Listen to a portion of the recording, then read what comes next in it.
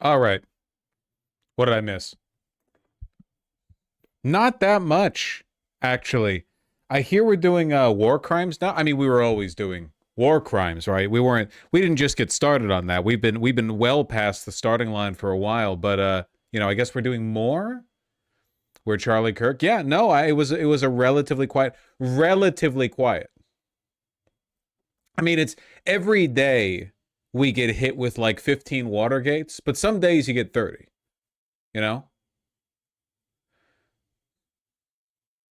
The UK ended jury trials. What?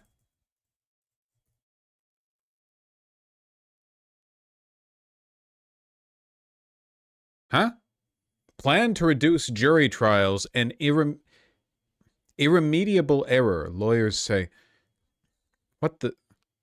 Justice Secretary wants most jury trials scrapped? What? Huh?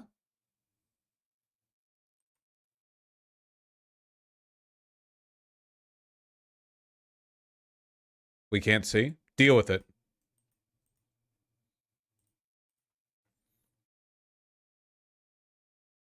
That's funny.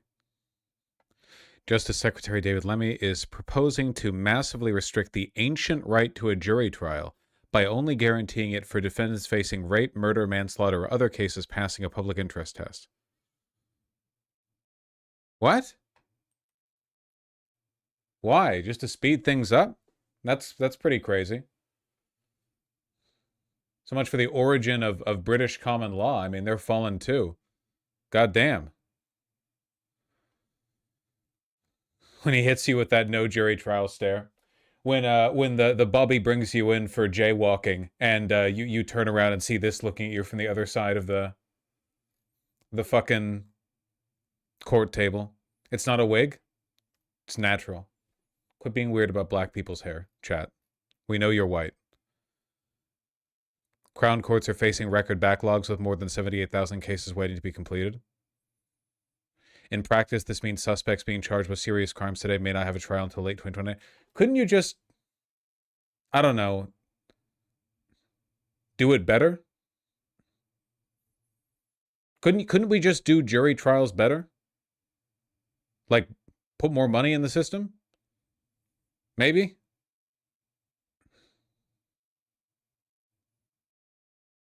I think the problem is Britain is turbo broke. Then let the pensioners starve. Who gives a fuck, okay? Maybe tax people more? I don't know. Just do it better?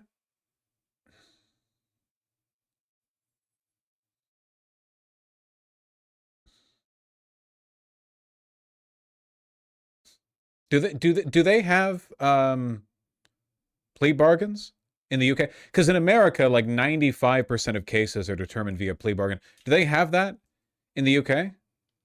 Not really. Okay, no wonder they're in such dire straits. Maybe you need to introduce some fucking plea bargains. Those suck too. Huh. Plea bargains are evil though. Yeah, but they're probably like plea bargains are probably slightly better than just having the judge decide, right? Like, at least in a plea bargain, you have some tiny amount of control, which is to decide to go forward with the jury trial or to take the plea bargain. Whereas in this case, the suggestion is like, no, the judge will just decide. Like, it's insane. I mean, we typically do that. You dispute tickets or whatever. I understand there are cases that are settled, but they're talking criminal cases here. Criminal cases. Um, where you could do that. Apparently, the real reason is because of protesters, in that juries keep acquitting them of vandalism and other such crimes on moral grounds, and the mostly old white and upper to middle class judges hate it.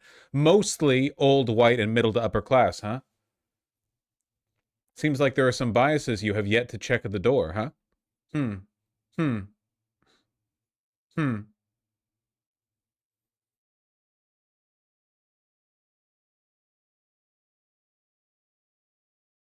David Lammy has a white soul. You said it, not me. I didn't say that.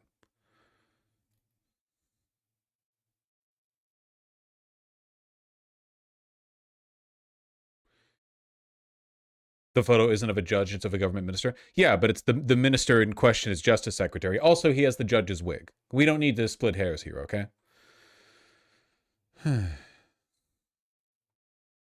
Introduce trial by judge alone for cases involving fraud and financial offenses. Jesus Christ. The CCBD would be introduced as a lower tier of the Crown Court, which hears cases likely to receive a sentence of up to 5 years by a judge alone. That's fucking awesome.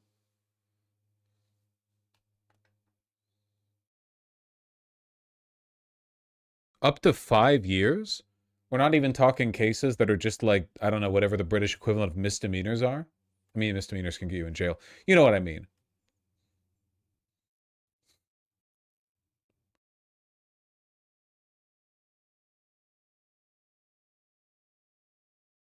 That's insane. I doubt this is going to go through. Maybe it will.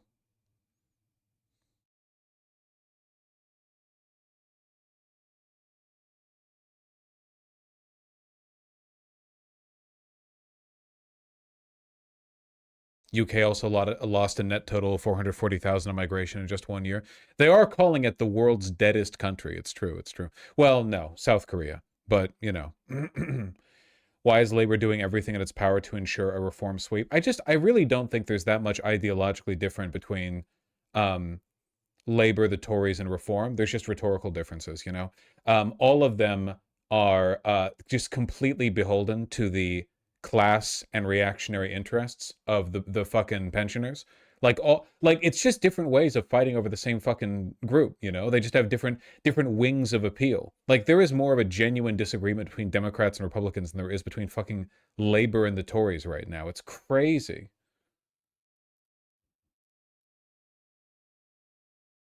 It's insane.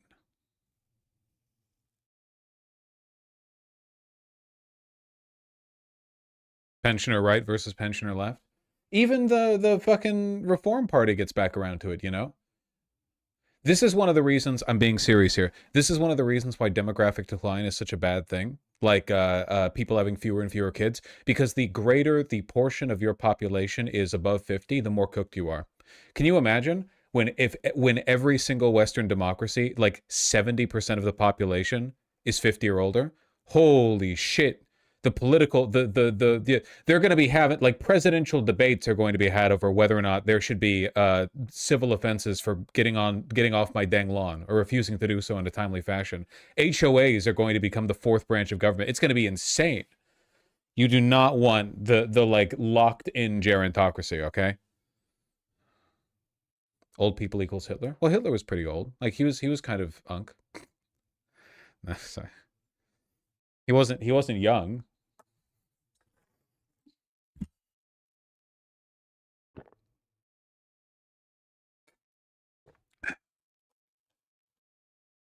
They actually just upped pensions off young people's dime. Yeah, well, yeah, they love doing that.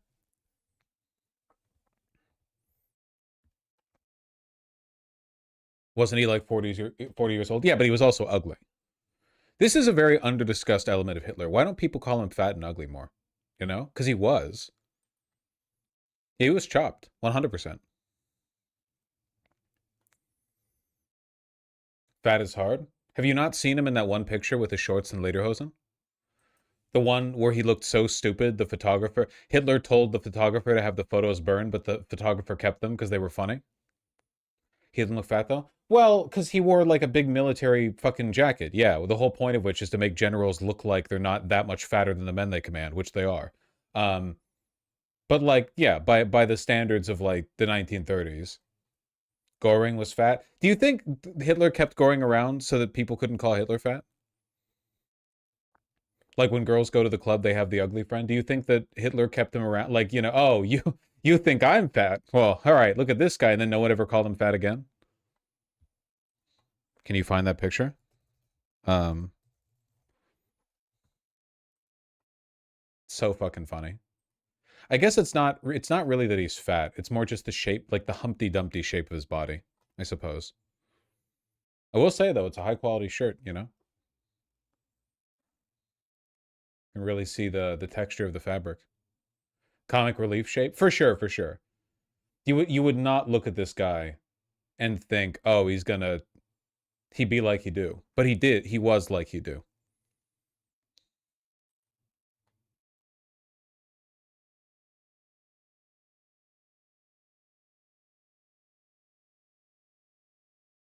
Uh, he looked so angry. He didn't like these photos.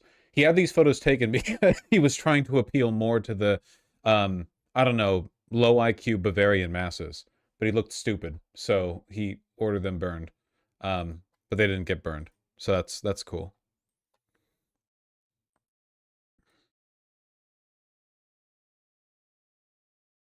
Low IQ and Bavarians redundant. That's true. Man, my vacation was fucking awesome.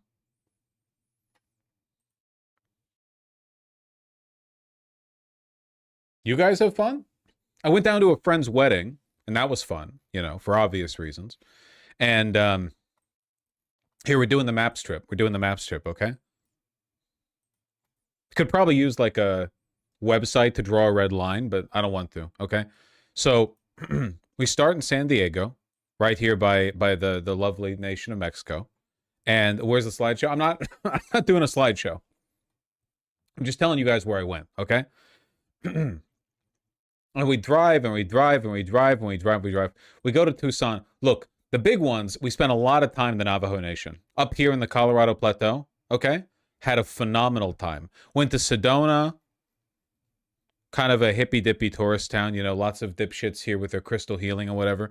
Very pretty town though. Very, very pretty town. Okay. We went to Sedona. Did you get Flagstaff? Yeah, we went to Flagstaff, yeah. But the main shit we was up to, okay? The main shit we were up to, 100%. So obviously Grand Canyon. And yeah, it's pretty big. It's pretty big. It's pretty big, guys. It's pretty huge. It's crazy. Deeply evil feature of the landscape, by the way. Much in the same way that mountains are morally good because they're proud. They jut out from the ground. You know, they inspire you. Big canyons are evil. When you're standing on the edge of the canyon, it's like, oh, it's an upside down mountain. That's evil, right?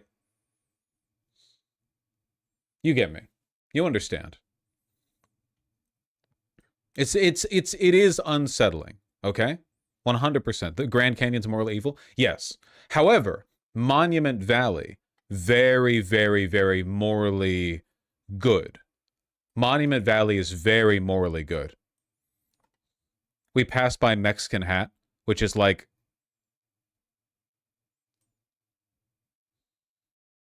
it's because there's a rock that's balanced on another rock that looks like a sombrero. Very beautiful. Look how fucking red the sand is, man. So beautiful. So fucking gorgeous out here. So goddamn pretty. But we went out to Monument Valley, which, I mean, you've... Here, hold on. Where's my tweet? Show the rock? Google it yourself. We're not doing a goddamn slideshow here. Even though I did take a lot of photos. Lot of photos.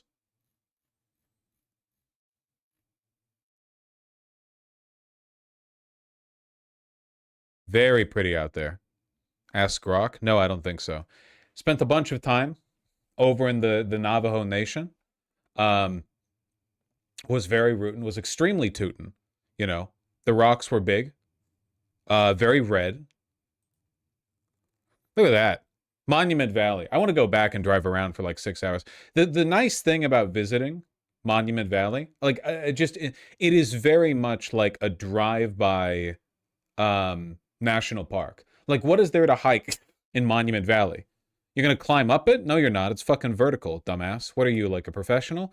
You know, what are you gonna do? Hike around? The landscape is endless. It's an infinite fucking just walk forever. What are you gonna do? Die to a rattlesnake? No. You drive around. There's a scenic drive, 2 hours, great time. I want to go back. I want to go back, man. I'm gonna go back for sure. Got some Navajo stuff. You know, there's legal protections for selling Native American stuff. It's like one of the few buffs they get for being the part of the marginalized group they are.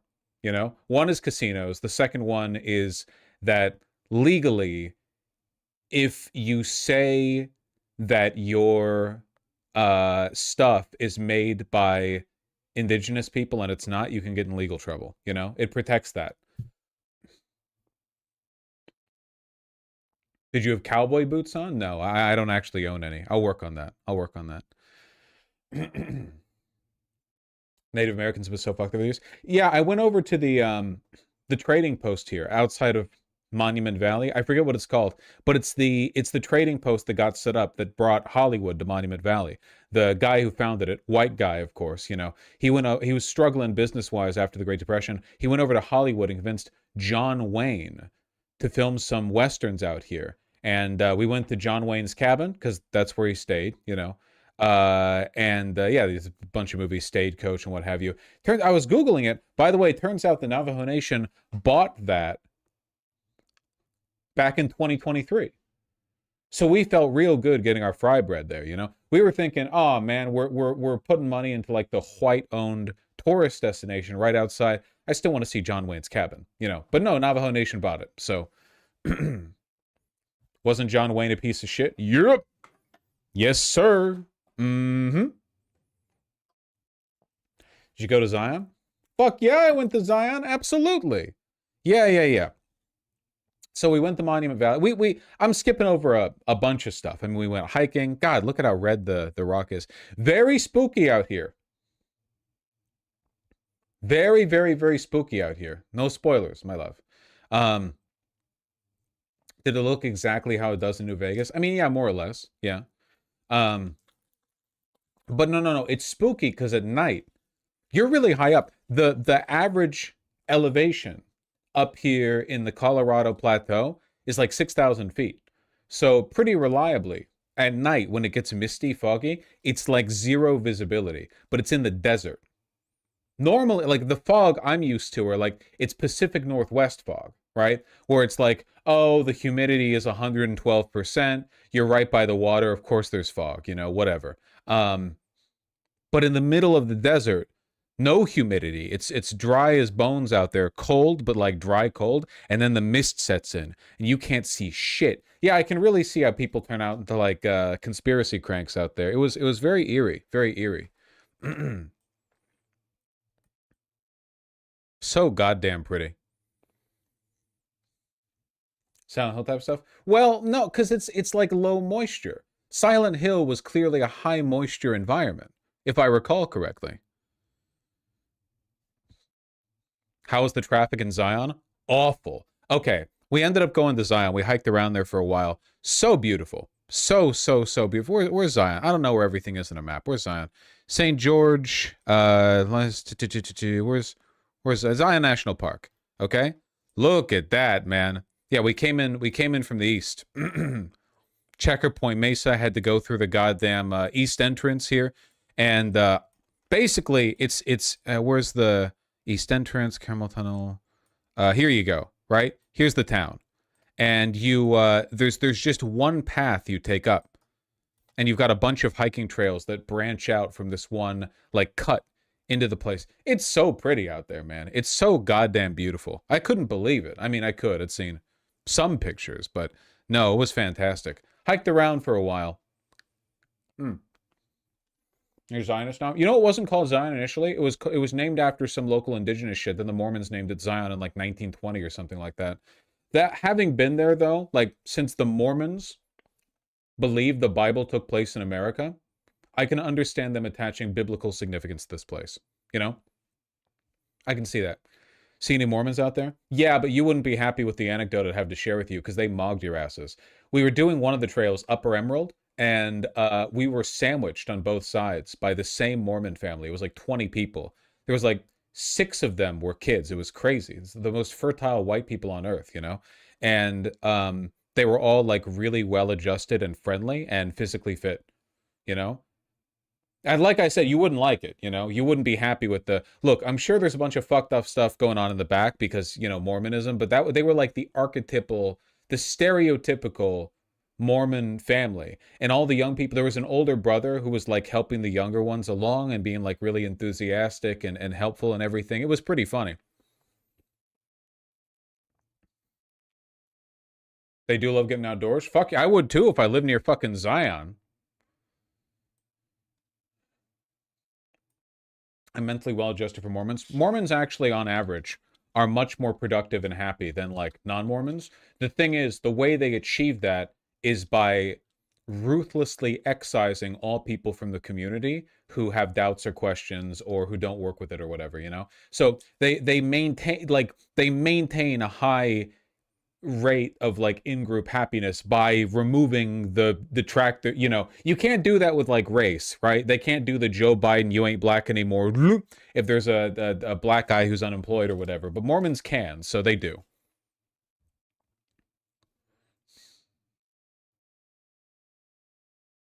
Yeah, they removed the mentally ill leftists. They removed the VGGers. Get your asses right out there. God, it was so fucking pretty.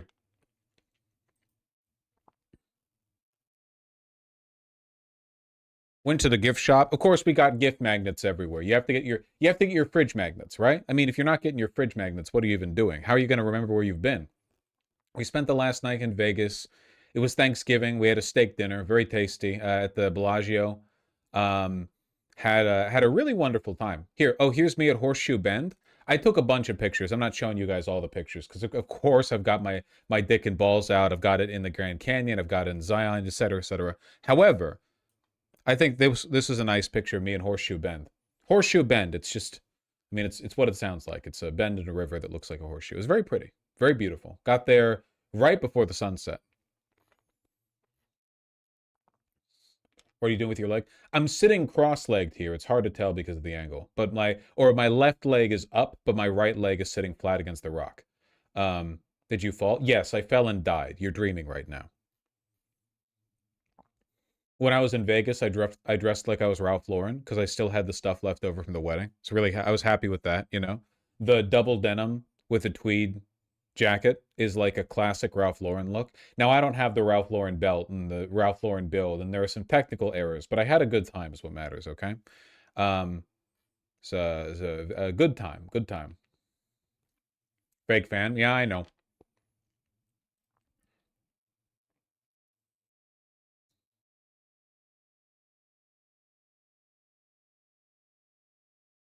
Honestly, like these are very, very pretty pictures of Zion, but like I feel like we went on the most secluded trail. Like they're much nice meme. There are so many pretty photos you can get out here because you're really in the ravine, man. I mean, this is what it's like. You're running up. There's just a one-way path. You go south to north, and you're surrounded by mountains on both sides. You see any animals? Yeah, we saw plenty of antelope. We saw antelope all over the place. Antelope, deer. When we were by Mexican Hat, we took the car out and we drove down a dirt road that was kind of rickety. We parked it, we walked around for a while. And look, again, the landscape out here is like 90% of it is just fucking flat. Okay? And then 10% of it is completely vertical. It's a unique feature of the landscape that, to my knowledge, does not exist anywhere else on Earth. Most of the time, you're just running a flat road. Totally easy walk, right? Except for the rattlesnakes. And then you gotta fucking you gotta climb. I mean, you have to like vault yourself over rocks, you know? Had some of that to do with the one of the walks around Sedona. I mean, God, I was caked in sunscreen. Of course I was. But it's all a flat walk, and it's like, oh, do you want to get a good view? Here's like a 90-foot vertical. Have fun, you know? Scamper up those rocks, white boy. Get. It was great.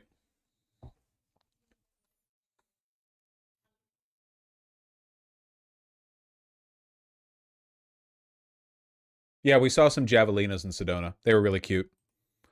Man, look at Monument. This is what I mean, okay? This was the like everything we saw in a topographical sense was just a version of this where it's either completely flat or good luck, you know? Now these are very morally good, right? The Monument Valley was a very morally it was very inspiring to be there. Very powerful. The Grand Canyon just filled me with dread, you know? Because you can just walk right up to it. It's insane that they didn't put a fence around all like 10,000 miles of the edge of the Grand Canyon. I can't believe they didn't. I mean, there's like a couple of viewpoints where they have the wall, but you can just walk up to like any part of the Grand Canyon and go, "Good night, y'all," and fall forever because it's so big. It's so fucking big. It's crazy how large it is.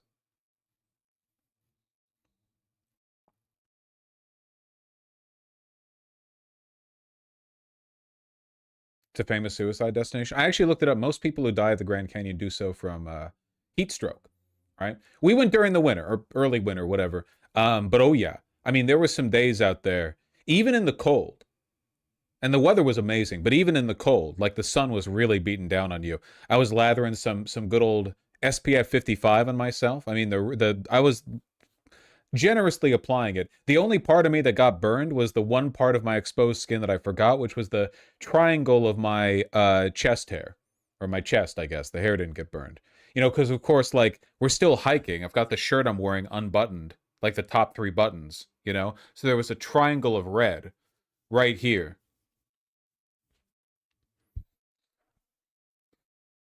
Yeah, it was singed.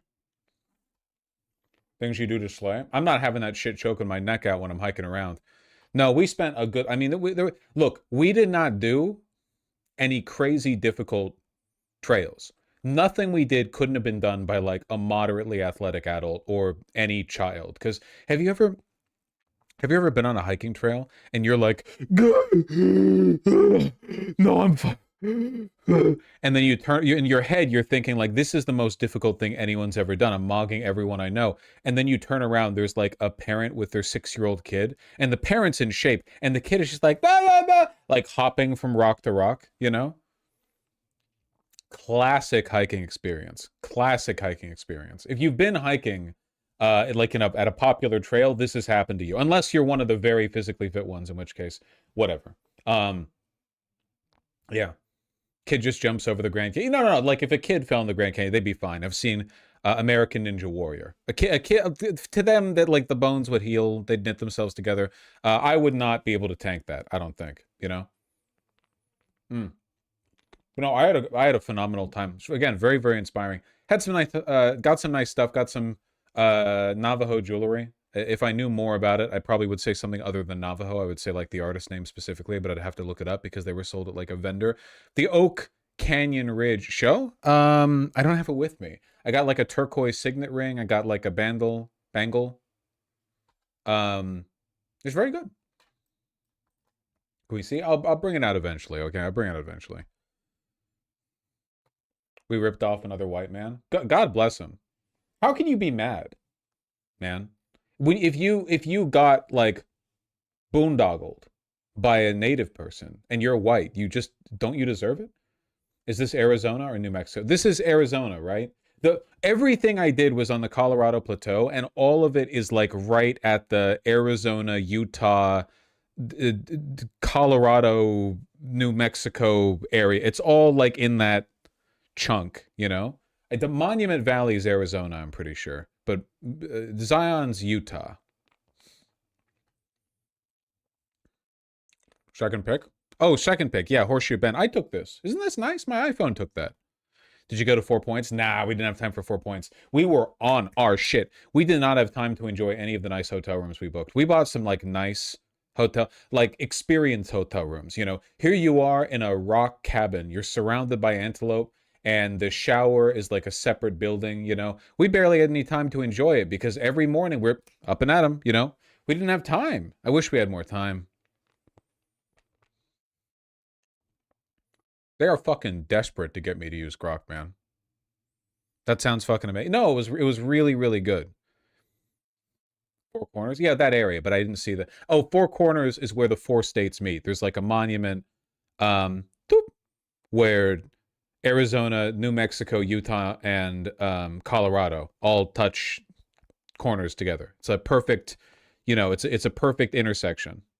490-degree angles. Where the place is crowded. Utah was pretty crowded. Monument Valley was fine. Sorry, Zion was pretty crowded. Zion was super, super crowded. I'm being informed by my beloved partner that we also got this cute bighorn plush, which we immediately vaulted at the cats when we got home. There was another one we got. We got some cool stuff. I got some like sandstone back there that looks really nice, and a hand painted Navajo thing. Like, there was some really nice stuff at the Monument Valley. What was it called? Visitor Center. They had a hand woven Navajo rug up on the wall for a cool $48,000. That's how you know it's authentic. Oh, either that or they're like, we're gonna pull off the biggest white boy scam you've ever seen. It takes a really long time to weave those. However, that's a little bit out of my budget. I'm sorry to say, you know. Uh, as much as I love Native American art, well, not all Native American art. Sometimes I look at it and I think that's not really for me. But I do like some specific stuff, mostly the cowboy adjacent stuff. And whoo boy, did I feel like I was rootin' and tootin' the whole fucking time I was up there, man.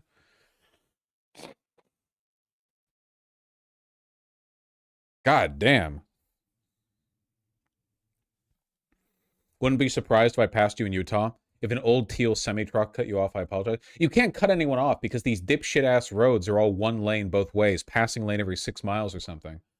I felt like I was always getting one up over somebody else, or somebody else was always getting one up over me, you know? Like, I'm driving 75 in the 65, somebody behind me, I'm getting the fucking high beams flash behind me, and some guy in like an elevated Tacoma or whatever is zipping past me. Or alternatively, I'm behind like the world's oldest woman just outside of Sedona, and I need to wait for the fucking passing lane.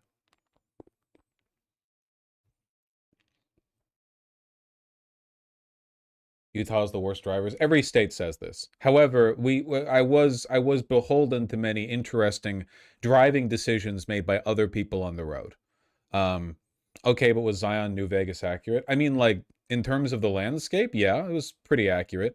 It's funny you're making the jokes, but like even though you're not really in the Mojave on the Colorado Plateau, I did re-download New Vegas when I got home. I was like, I've never really done a melee explosives build. We'll try it. So we just hit Provac, or Novak, sorry. So I can't make fun of you guys for the reference because it worked on me too. Um,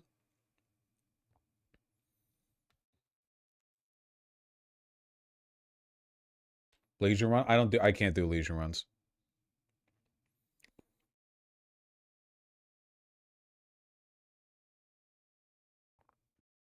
How many miles was the whole trip? Probably drove around 1,800 miles would be my guess. Maybe I'd have to plug it all in because we did a lot of extraneous driving as well. It wasn't just like the like purely highway driving or whatever. 1,800, maybe 2,000, something like that. I feel that'd be my guess. Did you drive back up to Seattle? No, no, we flew out of Las Vegas. I'm not as interested in driving. Like we were doing a Southwest trip, we flew down to San Diego, we flew up from Vegas. It was very good. Very good. Very good.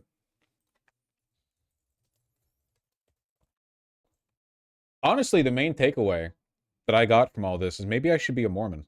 Like that family seemed pretty happy. Dude, look at Zion though. This is it during like the like late spring, right? So it's got the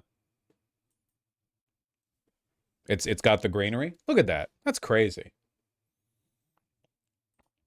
Is this the Holy Land? Well, that's what I'm saying. You can't really blame the Mormons for calling it for calling it Zion when it looks like this. Like, sure, if you believe the Bible happened in America, then fuck it. Yeah, sure, that's Zion. Whatever. There's so much stuff I want to do up there too. The Narrows, which is like you're walking through this like low cave river kind of thing. I don't even know how to describe it. This is real, by the way. Look at this. You're like getting cut through the. We didn't have time to do this. The Narrows hike is like 8 hours long. Um, they have another one, Angel's Landing, which you'll understand why when you see it. You have to book that one because it's very dangerous. So they want to make sure you're not fat and retarded, or at least like only one of those, but not both. Um, the whole hike is like this. It's like you're walking along the edge of the spine of the dinosaur, like on the dinosaur's back, you know? Um, I don't know how difficult it is. I think it's more just like if you fuck up, you die, right? I'm not sure if it's actually tough to do. It is dangerous. People have died. I saw it on Google. Um, a lot of people die here yearly. That's cool. That's cool.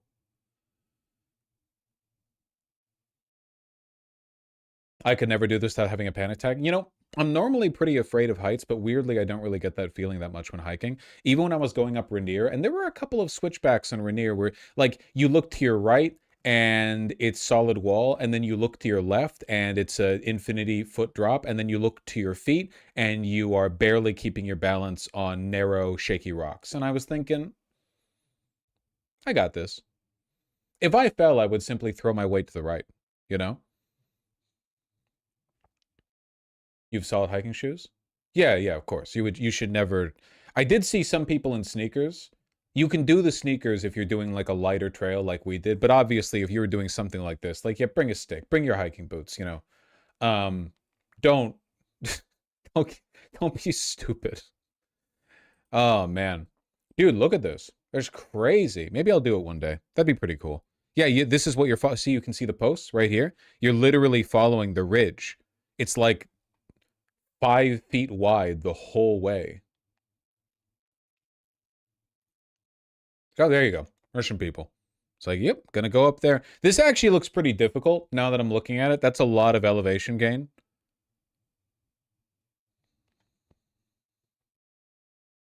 White people shit. I mean, it's literally Utah, so yeah, definitionally sure. You think they wouldn't have called it Angel's Landing if this was in like Mississippi or something? None of the locals go there.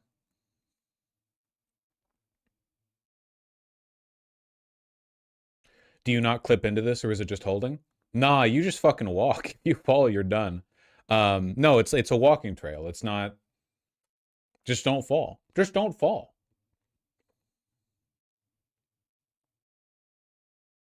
Dumbass. It's really pretty though, right? Where's the bridge? Hold on. There's a there's a rock that looks like a bridge. That sounds really stupid. I'm sorry. I just Googled it. There's actually like a million. There's a famous one though. It's carved into the rock of the mountain. Zion Tunnel? No, well, it's not the tunnel though. It's what you see when you leave the tunnel. Um, what is he saying? What is blood diddying about? I'm sorry. Um, oh, we got hit with an in-person 6-7 by one of the Mormon kids too. It's like one of them ulted, and it fully threw us off our path by like 20 seconds because it was belted out with so much enthusiasm. Yeah, it was the first time my partner had it took us out for a bit. It was pretty fucking funny. Yeah, it's from the Mormon kid, you know?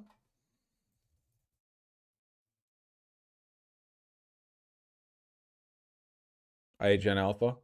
Your brain is cooked. You've fallen for the trap. You're reflexively decrying modernity when you were engaged in the same behavior. You were out there liking rage comics on iFunny back in the day. Derpina, that's so funny. Now you're making fun of 6-7 kids. You can't do that, okay? Time is a closed circle. Do you know Dewey? That shit was funny as fuck.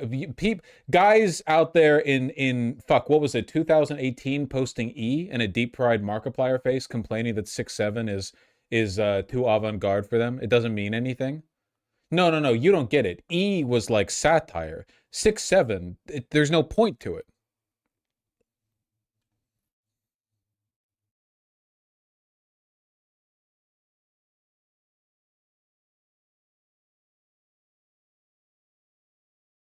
There's so much shit at this park, man. There's just it takes so much time to see it all.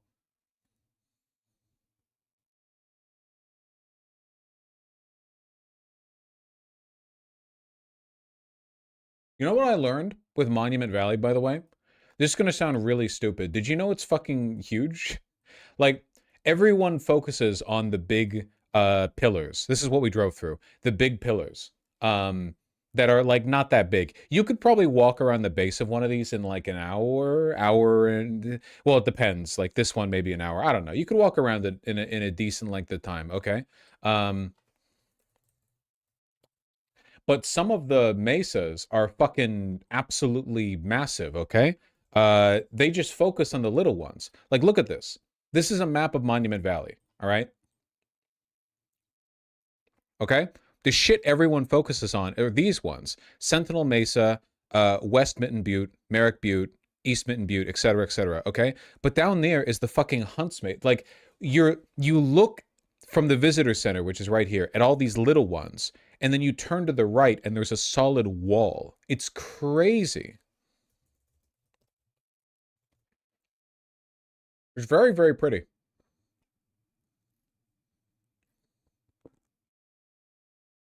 Never ending wall. If you Google Monument Valley, you'll just see photos of the little one. Nobody likes focusing on the big ones because it's like, oh, that's not as special. Well, I think it's special.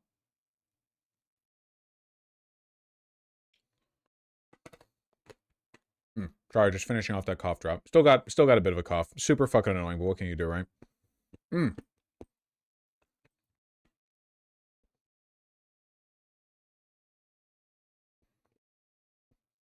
Americans saw this and invented shareholders. That's facts, and I would too.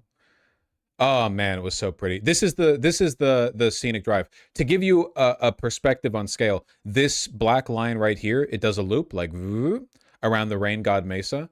2-hour drive.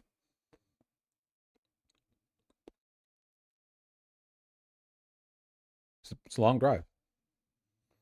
What geological process made this? I think it was magic. I'm not entirely sure.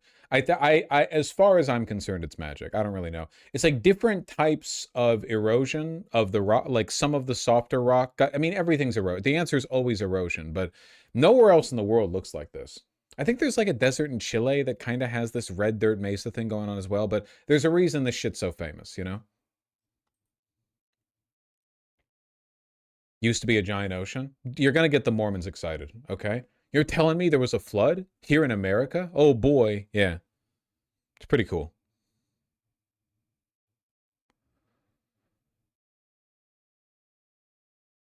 It was hand carved by people the Mormons enslaved. I would believe that.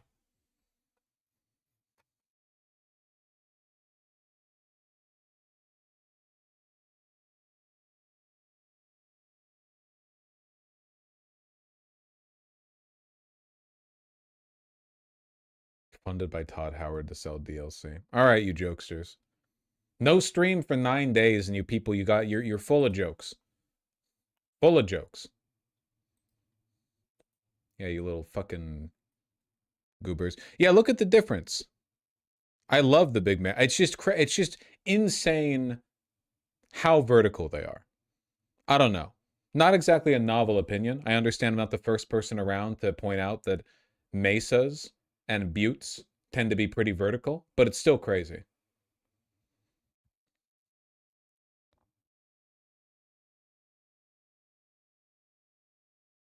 Let me think. What else happened? What else happened? Well, I'm skipping over a lot, of course. Had a great time at the wedding. Got coffee. Got many coffees. Had some good food. Had some good Mexican food. Steak dinner in Vegas. Walked around the strip. Went to a Cane's because my beautiful partner wanted to. Also, when we got back, they finally, and everyone clap, they finally beat Silksong. For real. True ending. Huh? Capital G gamer shit right there. Happened last night. You know what they did immediately after? Like 5 minutes after. Not even 5 minutes. Downloaded Hollow Knight. Woohoo! I told them this is going to be a cakewalk compared to what you've done. God damn. I did the same. Hollow Knight's very good. Why do you always have to contradict me? The spirit of what I've said is accurate. Do you think it'd be hard for a gluten-free lad to eat visiting all the parks? Can I be rude for a second? Do you need to be gluten-free? Do you have celiac disease? Or is this more of like I mean, you could tank it and be fine, you know? Because I'm lactose intolerant, but I have ice cream. I just poop.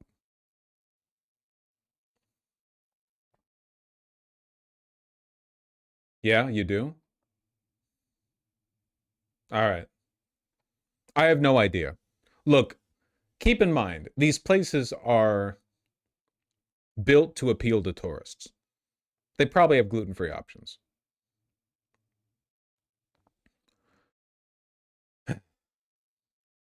Lactose intolerant people try not to say grit and bear it for 1 second challenge.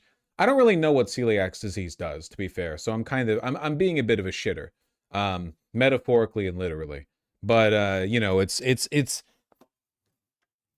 not like an allergy kills you. It doesn't kill you. It can kill you in theory. Well, anything can kill you in theory. Good lord.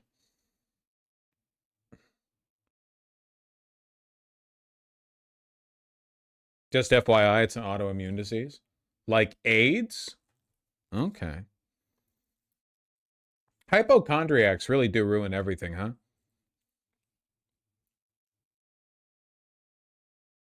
Doctors can't do shit anymore. Because like there's like 1/10 of the population, whenever they get sick, they immediately spam call their doctor's office until they get run to the front of the next appointment. And they say, they describe all of the WebMD symptoms that they've memorized in their head. Not so fun fact, the early Mormons were so incredibly racist that they opposed slavery only because it imported more black people. That wasn't that uncommon of a position, I think, among racist people back then, you know? Do you think they were calling the slavers Jews as well? Do you think like the anti-Semitic racist Southerners were like, I don't want an integrated society, but I don't want slavery either. Fucking they are destroying the white civilization by, you know, bringing too many. Do you think they probably Oregon banned black people? They're not missing out on much. Black people, I mean. Portland hadn't gone weird yet.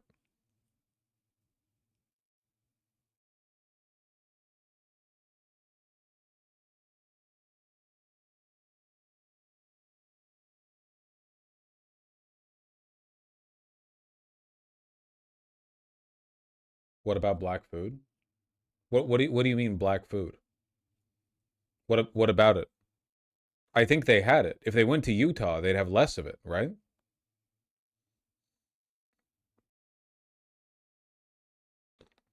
Do you visit downtown Phoenix? No, we did not go to Phoenix. Fuck that.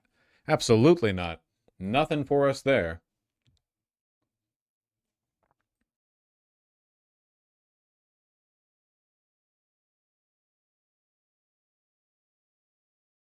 Why not? I don't believe in Phoenix. You go to Sedona? Yes, we went to Sedona.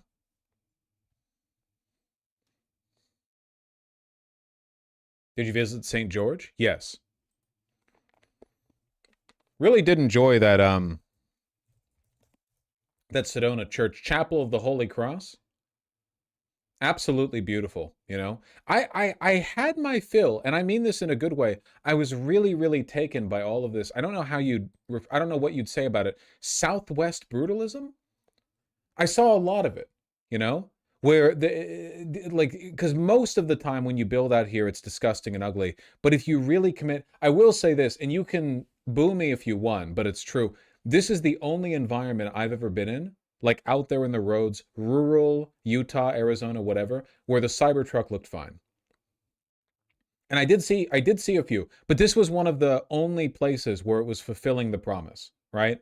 99.9% of the time it looks like absolute dog shit, but next to these alien red rocks, you know, that is the one context in which you're kind of fulfilling the pact. Probably doesn't, I mean, the weather is still gonna, like, that shit's rusting, but you know, not really speaking to the practicality of the vehicle. But I was a big fan of this. Again, like, I call it Southwestern brutalism. There's probably a real word for it, one that I didn't make up. I like that vibe. It's really, really neat, you know?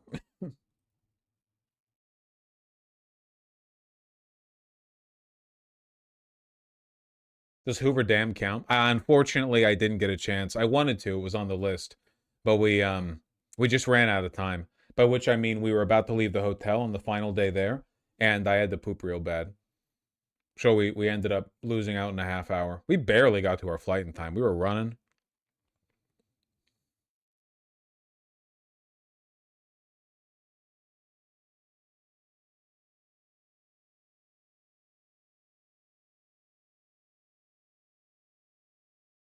You can't drive over the dam anymore. Really? Why not? Federal government shutdown stuff? Budget cuts? Terrorists? Oh. Because it's like 7,000 years old or something? That's true. The Hoover Dam has been radiologically dated to have been built around the same time as the Great Pyramids of Giza were. We don't know how it was built. Aliens.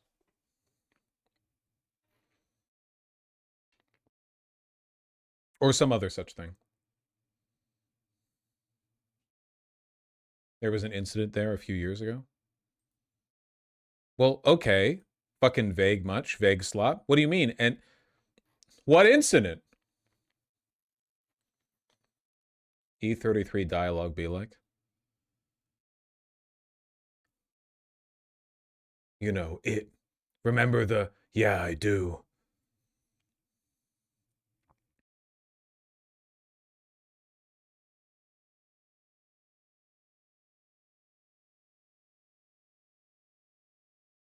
So how are you guys doing?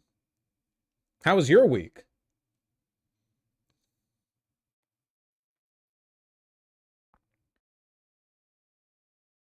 I ate food. Pog. Everyone have a good Thanksgiving? Had fun with your family? I mean, it all went well.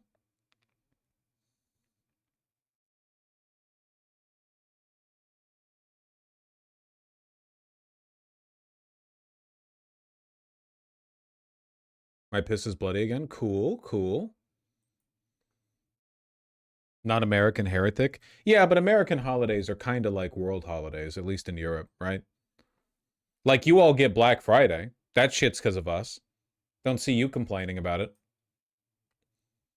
Everyone fires fireworks in July 4th. And other such things. Mm. Before we talk about like anything even remotely relevant or interesting, can somebody fucking explain to me why South Korea is mad at Fujimoto? Huge turn on the topic here. I just had it on my mind. Do you guys see that? Someone found some old porn video where the lady was dressed kind of like the way Reese is in Chainsaw Man. And apparently all of South Korea is now upset with Fujimoto.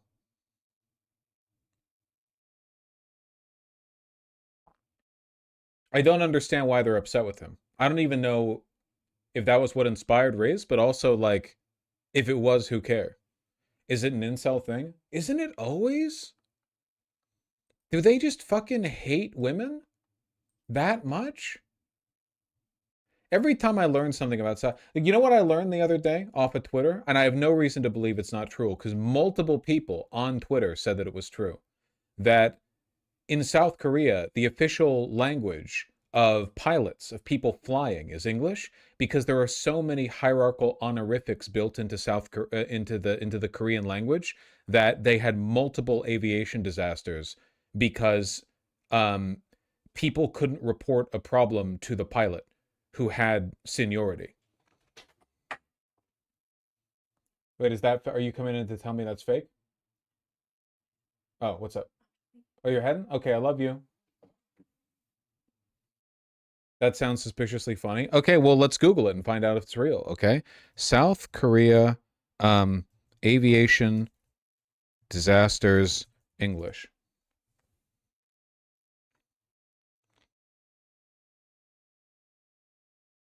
Oh wait, I guess I should say Korean language. That makes more sense, I guess.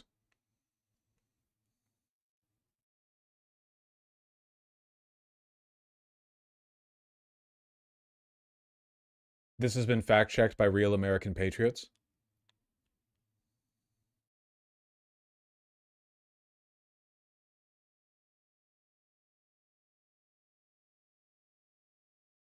Or seems fucking gruesome. Soviet Union, da da da da da. This is way more information. Maybe I should just ask Grok.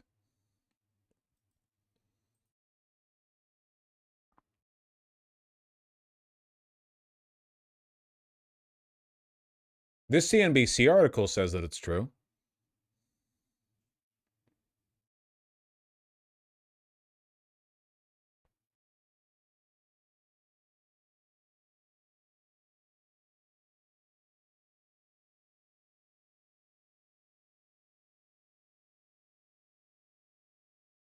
Yeah, I don't really know. What were we talking about? Fujimoto?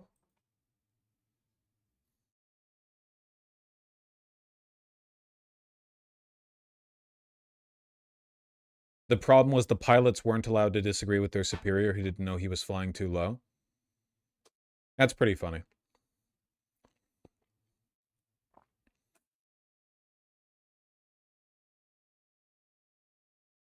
Fujimoto? Yeah, Fujimoto couldn't criticize his superior officer, so the plane he was in crashed. Korean Air Flight 801. It's partly true, the hierarchy part is true, and there's black box recordings of a plane crash that happened because the flight engineer and co-pilot couldn't convince the pilot because of seniority. That fucking sucks. No wonder these people don't fuck.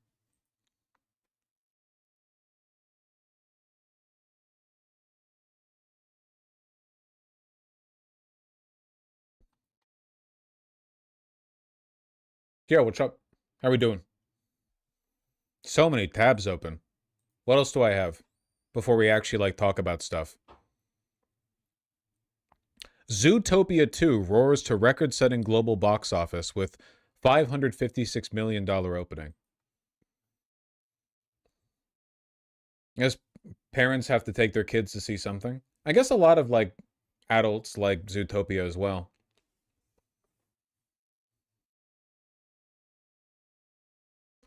People like Zootopia. Wasn't the first movie pretty good? I only saw it once. It was like, I'm not saying it was like Ratatouille good, but it wasn't terrible. It wasn't, yeah, it was fine. People liked it a lot.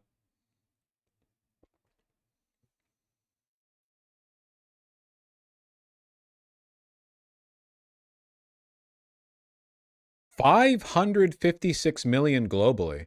That is crazy.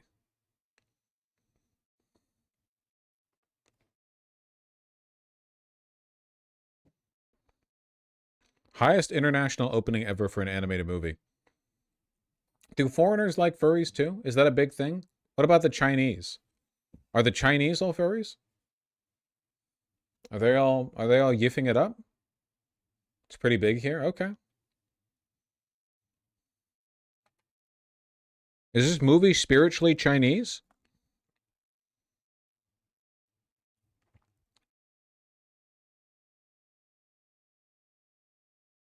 Furries love Judy Hopps specifically, though. Well, yeah, for pretty obvious reasons, right?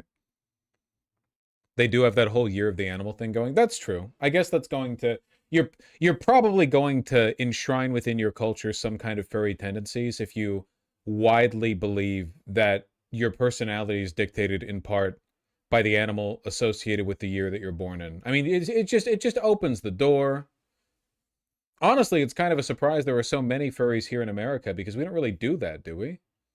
I guess we have euphemisms like we say someone's goated or whatever, but we don't really like, oh, this person was born in the year of the ox. We don't really do that. What do Chinese furries even dress as? Dragons, tigers, celestial lions? Well, I think, and I could be wrong, I think that Chinese people are like normal humans, so they probably also have animals like dogs and cats, and not just the kind of shit you'd see populating the NPC list for mobs you'd find outside the capital city in a Chinese themed expansion to World of Warcraft or something. They probably have like normal animals there too, I'm guessing. What would American furries be? What would they dress as? Bighorn, bison? The groundhog? Ah, I know. The the noble antelope, whatever. The bald eagle. The humble prairie dog. Okay, that'd be cooler than a lot of what a lot of furries do. Yeah, most furries are okay with being a Technicolor cartoon dog, which looks like shit. No hate to anyone watching. Just, gotta spice it up a little bit.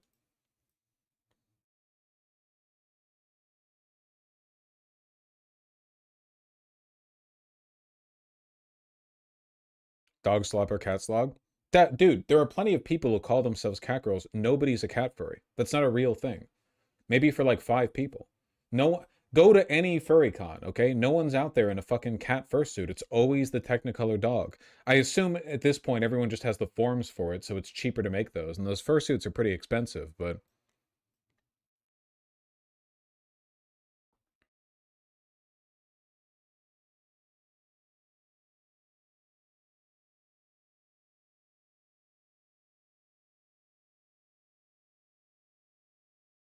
Might salvage Hollywood's box office here with Avatar Fire and Ash and Five Nights at Freddy's 2 among the films still to be released in 2025. Well, the cavalry's coming.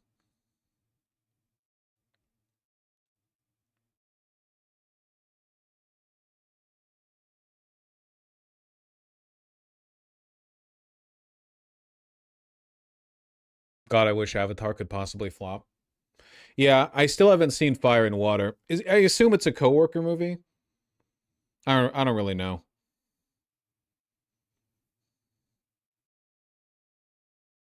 How much? It's like, how much of an effect does this shit even have on the broader culture? Like the original. Okay, part of it is that I'm old now and no longer in the target market, but part of it is also like you build a legacy with the original production or stuff that like actually set itself apart, and you can capitalize on it monetarily with sequels, but that doesn't necessarily mean it's going to have the same cultural impact. Cultural impact is the lowest IQ possible way to judge media. Well, maybe in terms of quality, yeah, but in terms of like whether or not it needed to exist, who gives a fuck about Frozen 2 or Moana 2? You know, it's Way of Water. Yeah, I mean, I guess the first Avatar was also kind of a coworker movie. I don't really know.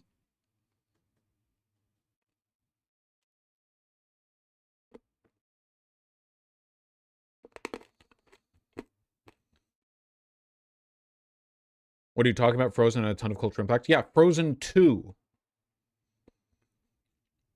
It's not always like that with sequels, you know? Because, yeah, Toy Story 3 is widely celebrated and beloved. I like Terminator 2. Yeah, Terminator 2 is more influential than Terminator 1. What about Terminator 2? What? Okay, you're misunderstanding me. I'm not saying sequels can't be culturally relevant. I'm saying that a lot of these movies that are coming out do really well in the box office, but have no broader cultural impact.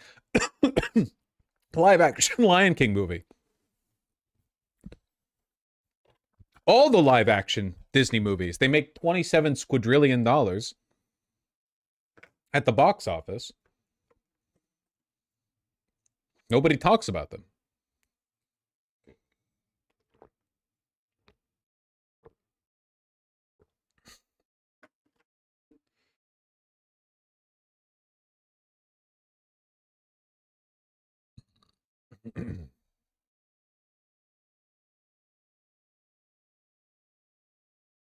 Are the live action remakes for... Oh, God. I was talking while drinking. I reactivated the fucking cough. Ah.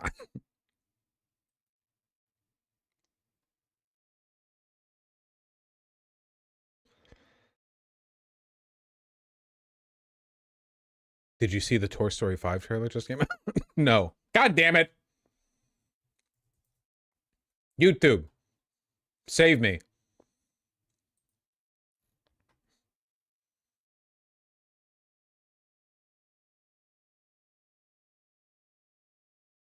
What the fuck is going on anymore? Is news even happening? Suspect in National Guard attacks for what the... Oh, I forgot that happened. Oh, kill me. It's fucking over.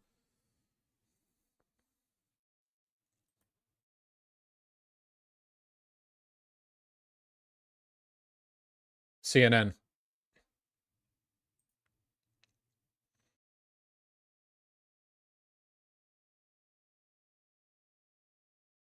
Just let me catch up.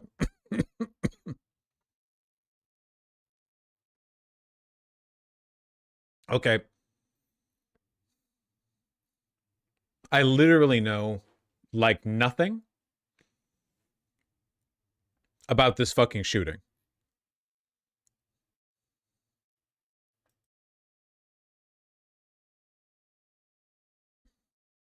Is this an op?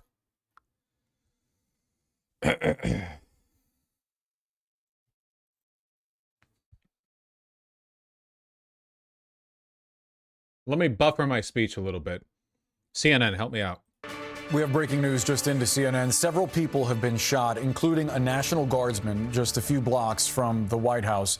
D.C. Metro Police said that they are on the scene. They're asking folks in the area to avoid going there. We're now joined by CNN senior law enforcement analyst Andrew McCabe, a former FBI deputy director.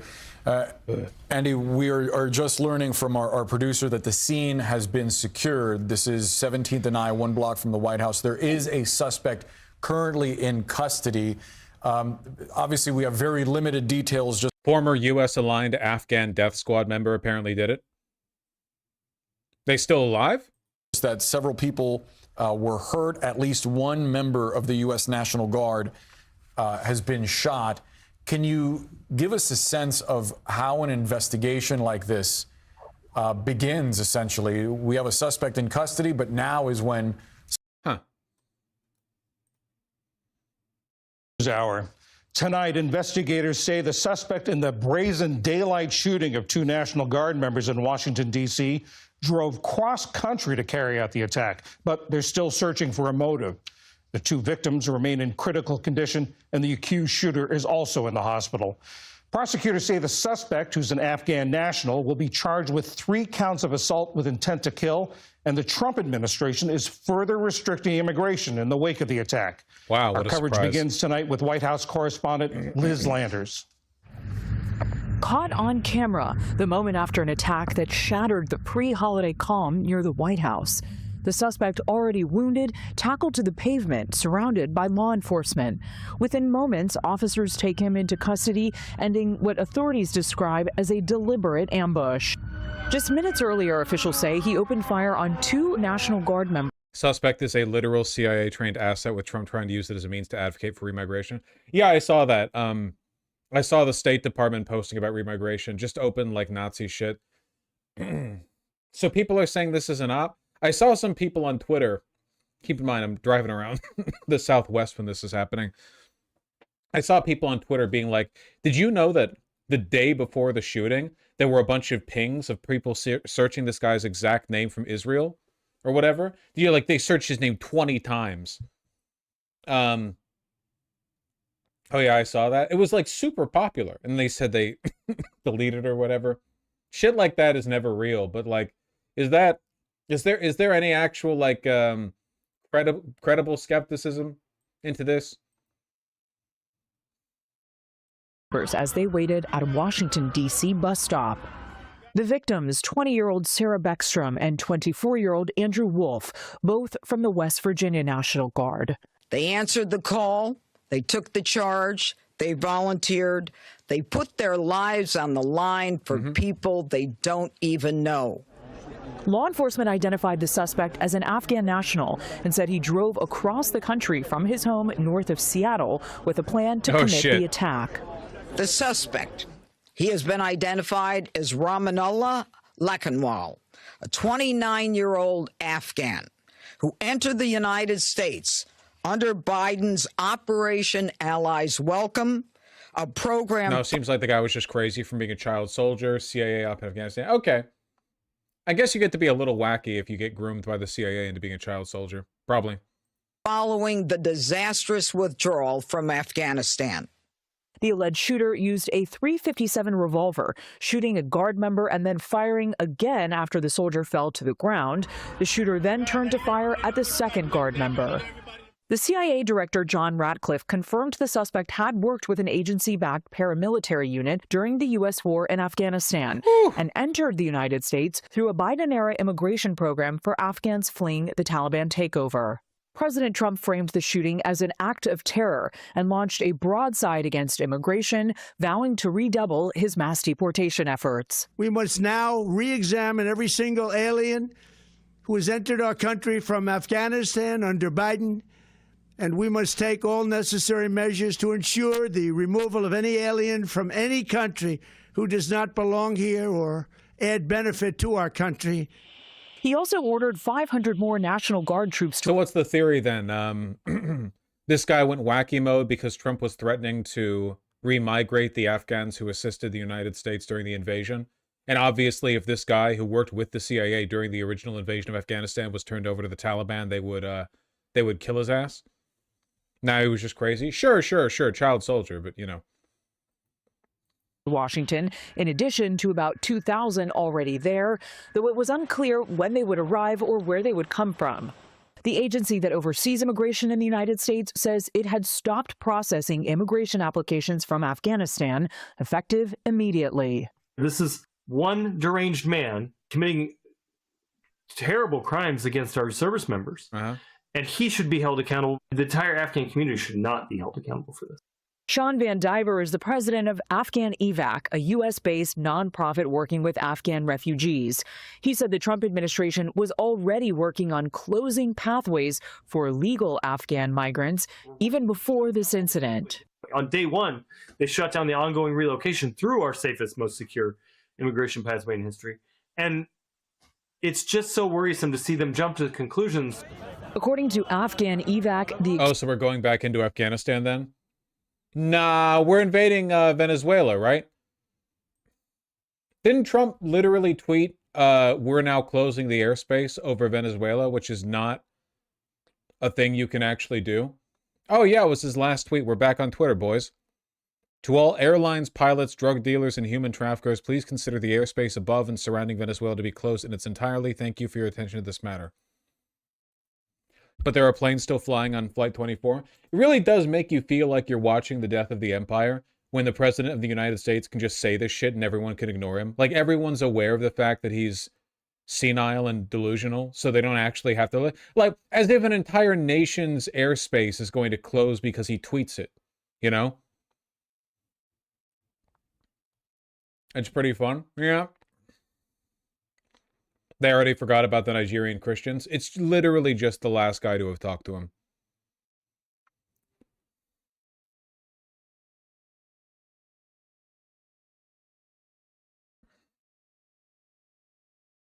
He's still on it a little bit. The United States did not attend the G20 in South Africa because the South African government refuses to acknowledge or address the horrific human rights abuses endured by Afrikaners and other descendants of the Dutch, French, and German settlers. To put it more bluntly, they are killing white people. Tim Pool and like half of MAGA went ballistic about this tweet. Nah, they don't really give a fuck. It's all vice. It's all aura farming. Like I said, the MAGA movement is done. It's dead. It's never been more dead than it is right now. The administration is going to continue to try to hold people's attention by gesturing towards larger and larger and more audacious illegal behavior, but it does not... there's nothing they can do, you know? The pants are not unshitting themselves, right? The cost of living is not going to go down. Prices are not going to go down. Nothing's going to get better. Everything's going to stay worse. There's nothing they can do to rebuild that coalition. They can posture war with Venezuela as much as they want. It won't make a difference.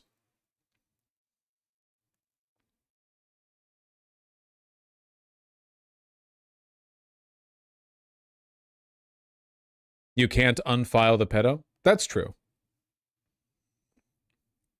Big Beautiful Bill already shutting down rural hospitals? Well, they're just getting what they voted for. I'm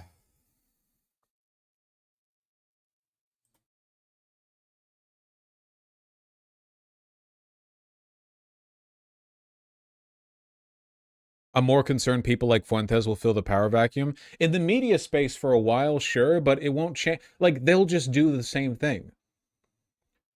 Nick Fuentes doesn't want to orchestrate, like, a grand bureaucracy to lay his and millions of others' lives in the line for the sake of a white empire. He wants to aura farm on stream. No one actually has any interest in the policies that it would take to keep the country running. Certainly not the conservative movement. They're openly anti keeping the country running, you know? They're like, there's no way, you can't reconcile this disagreement. These people are opposed to good governance. If they can't do good governance, what the fuck are they supposed to do?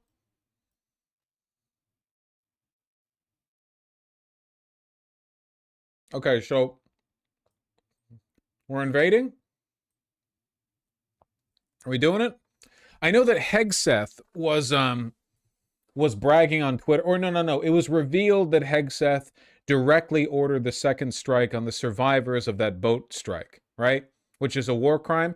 They remember in the movie The World Is Not Enough, the James Bond movie, where the news media man did a false flag and blew up that ship and then his media boat went up to it and they gunned down all the survivors and it was like really bad and the music went and you were supposed to understand it's bad to gun down survivors of a shipwreck?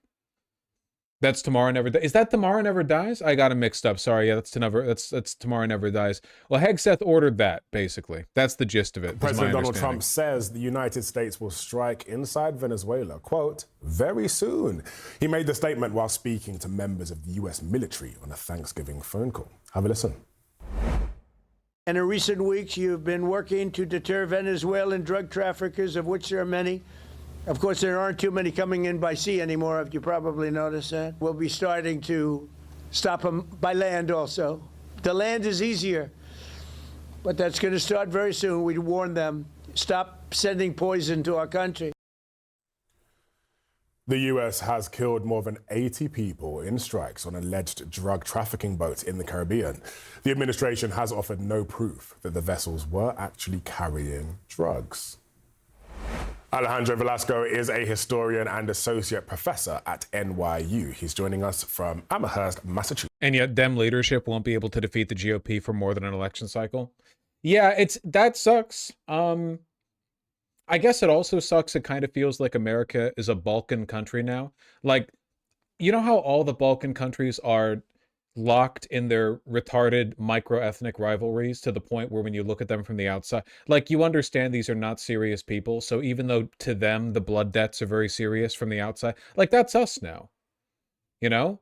It's like, I'm not saying that America has always been good. It hasn't. I'm just saying that America used to be a little more serious, and now it's not. Now it's like, well, what's the president doing? Oh, I don't know.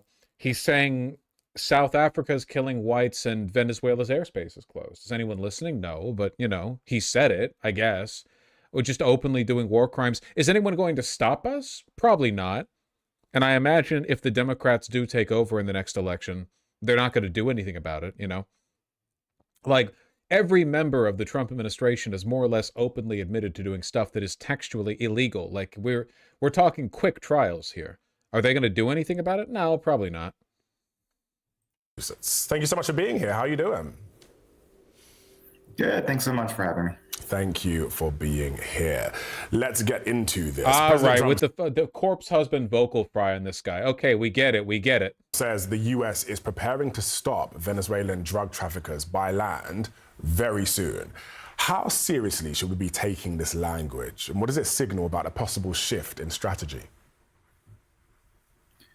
That's a great question.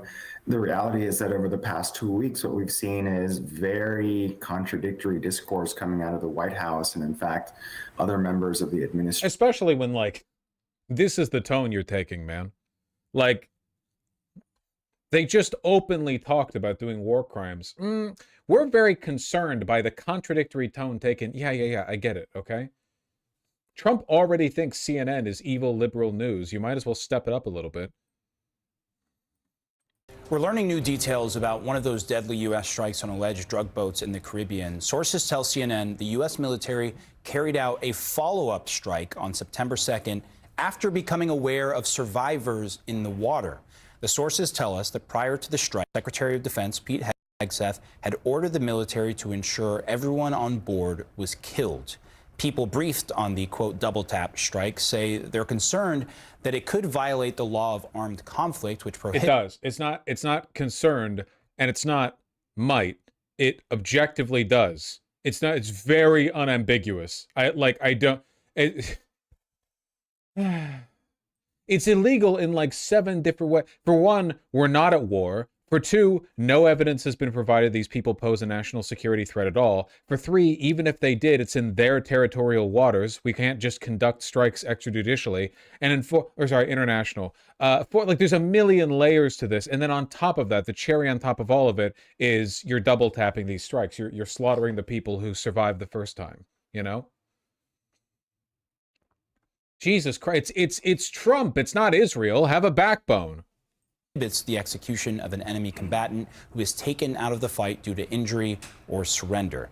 Now, since September, as you're seeing on your screen here, the U.S. military has carried out at least 21 known strikes on suspected drug trafficking boats, killing at least 83 people.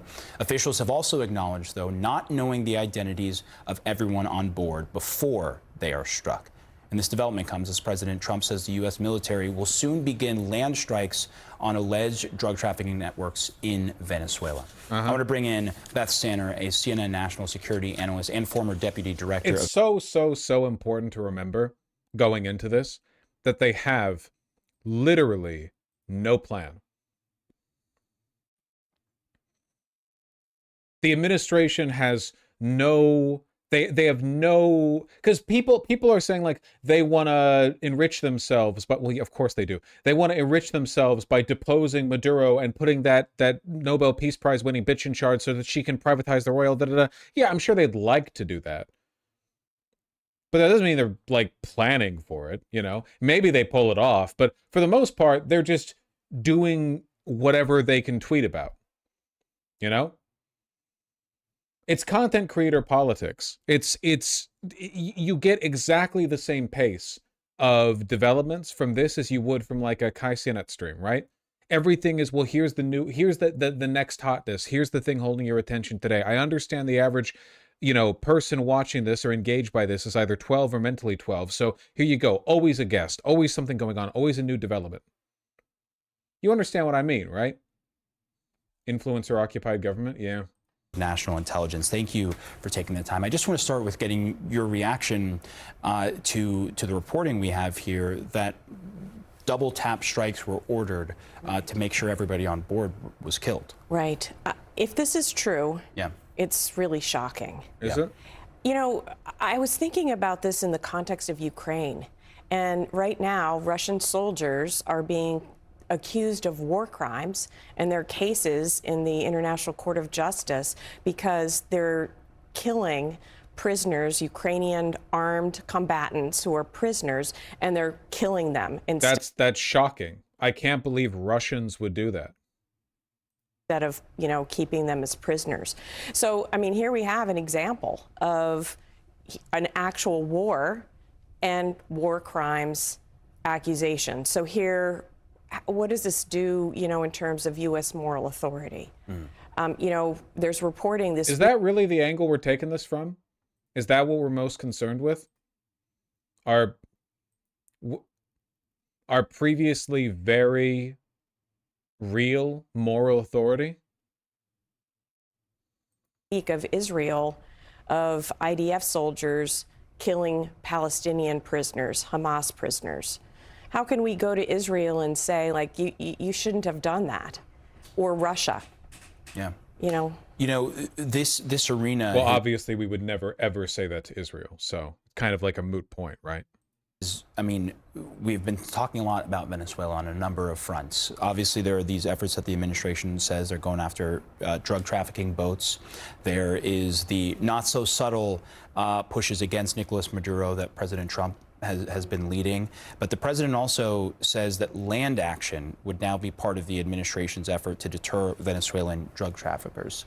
I just wonder what you think about that threshold being crossed here. It's a big threshold, yeah, right?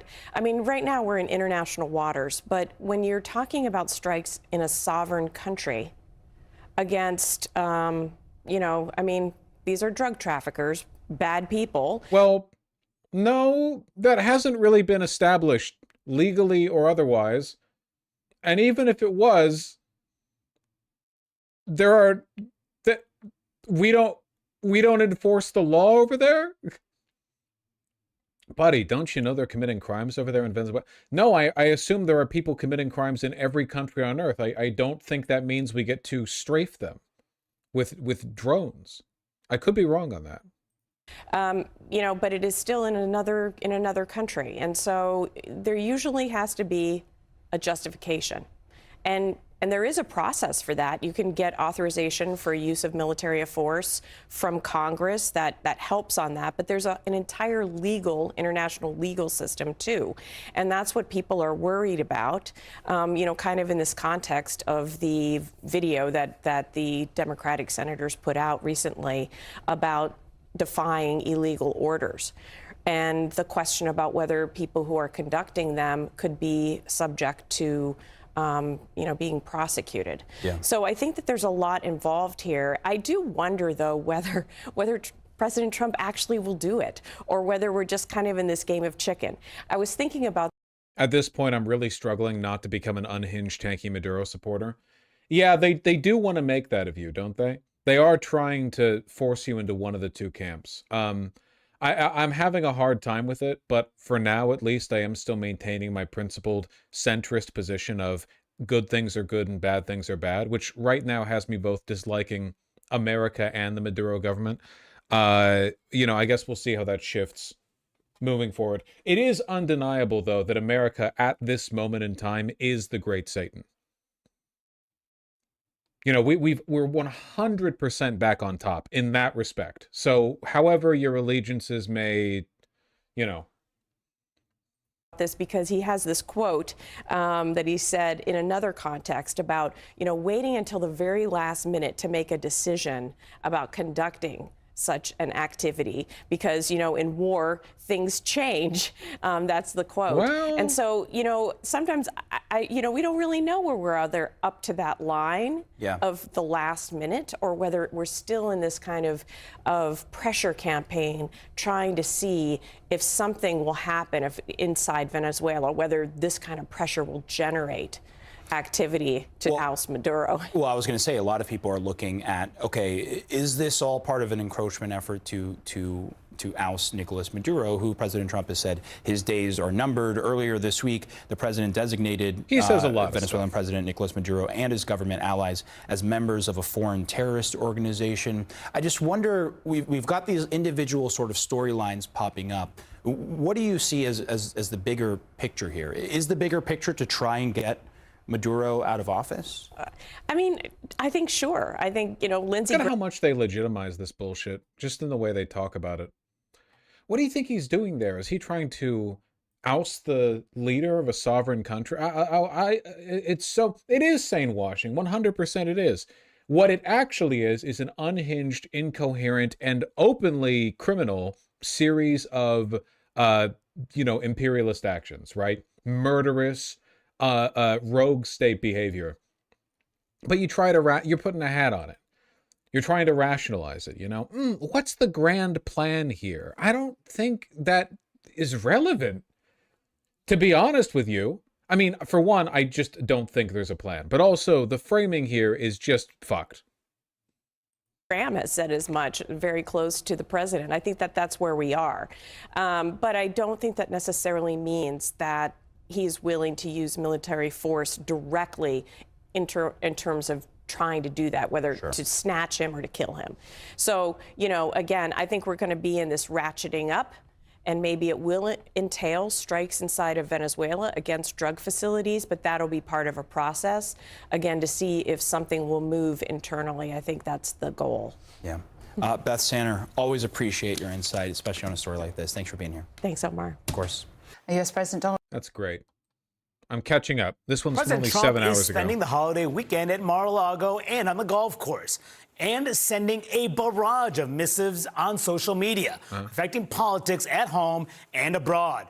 Beginning yesterday morning, when he declared the airspace above Venezuela, quote, closed in its entirety, amid what he says is a campaign aimed at disrupting drug cartels, prompting Venezuela to accuse Trump of an, quote, illegal and unjustified aggression against their country.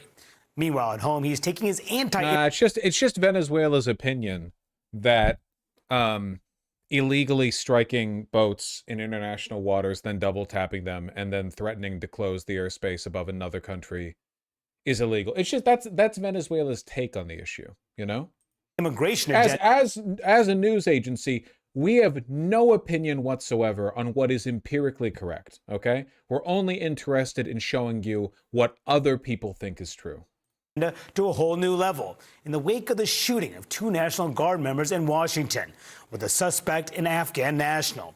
Trump now threatening a host of new measures, halting all asylum decisions, saying he would pause migration from, quote, third world countries, while warning that green card holders from certain countries would have their papers reviewed. And his rhetoric has gotten even coarser. There's a lot to unpack this morning, and I have an excellent panel to break this all down with. Tia Mitchell with the Atlanta Journal-Constitution, CNN's Stephen Collinson, and USA Today's Susan Page. Good morning. Good morning. Happy Thanksgiving. We all seem really happy nice to be see you here. all here. I want to start with what's happening with Venezuela, because I think a lot of Americans don't realize what's happening down there. We're seeing the biggest military buildup down there in the Caribbean in decades. And it's not entirely clear what the next steps are going to be. There's been more than 80 people killed in these more than 20 boat strikes that have occurred. The administration says it is about disrupting these cartels, but the buildup is much broader than suggesting a simple effort to try to get rid of cartels. What is this? Is this an effort to try to topple the Maduro government there? Is this a possible war that they're preparing for? Or is it saber rattling? I think one of the reasons why we don't know the answers to that is because the administration hasn't really explained it very well. To your point, it does look like a PSYOPs operation to try and topple Maduro, the president of Venezuela, or to get the generals around him to do it for the United States. The administration... Liberal media is so disgusting. Yeah, I kind of feel like it's never going back either.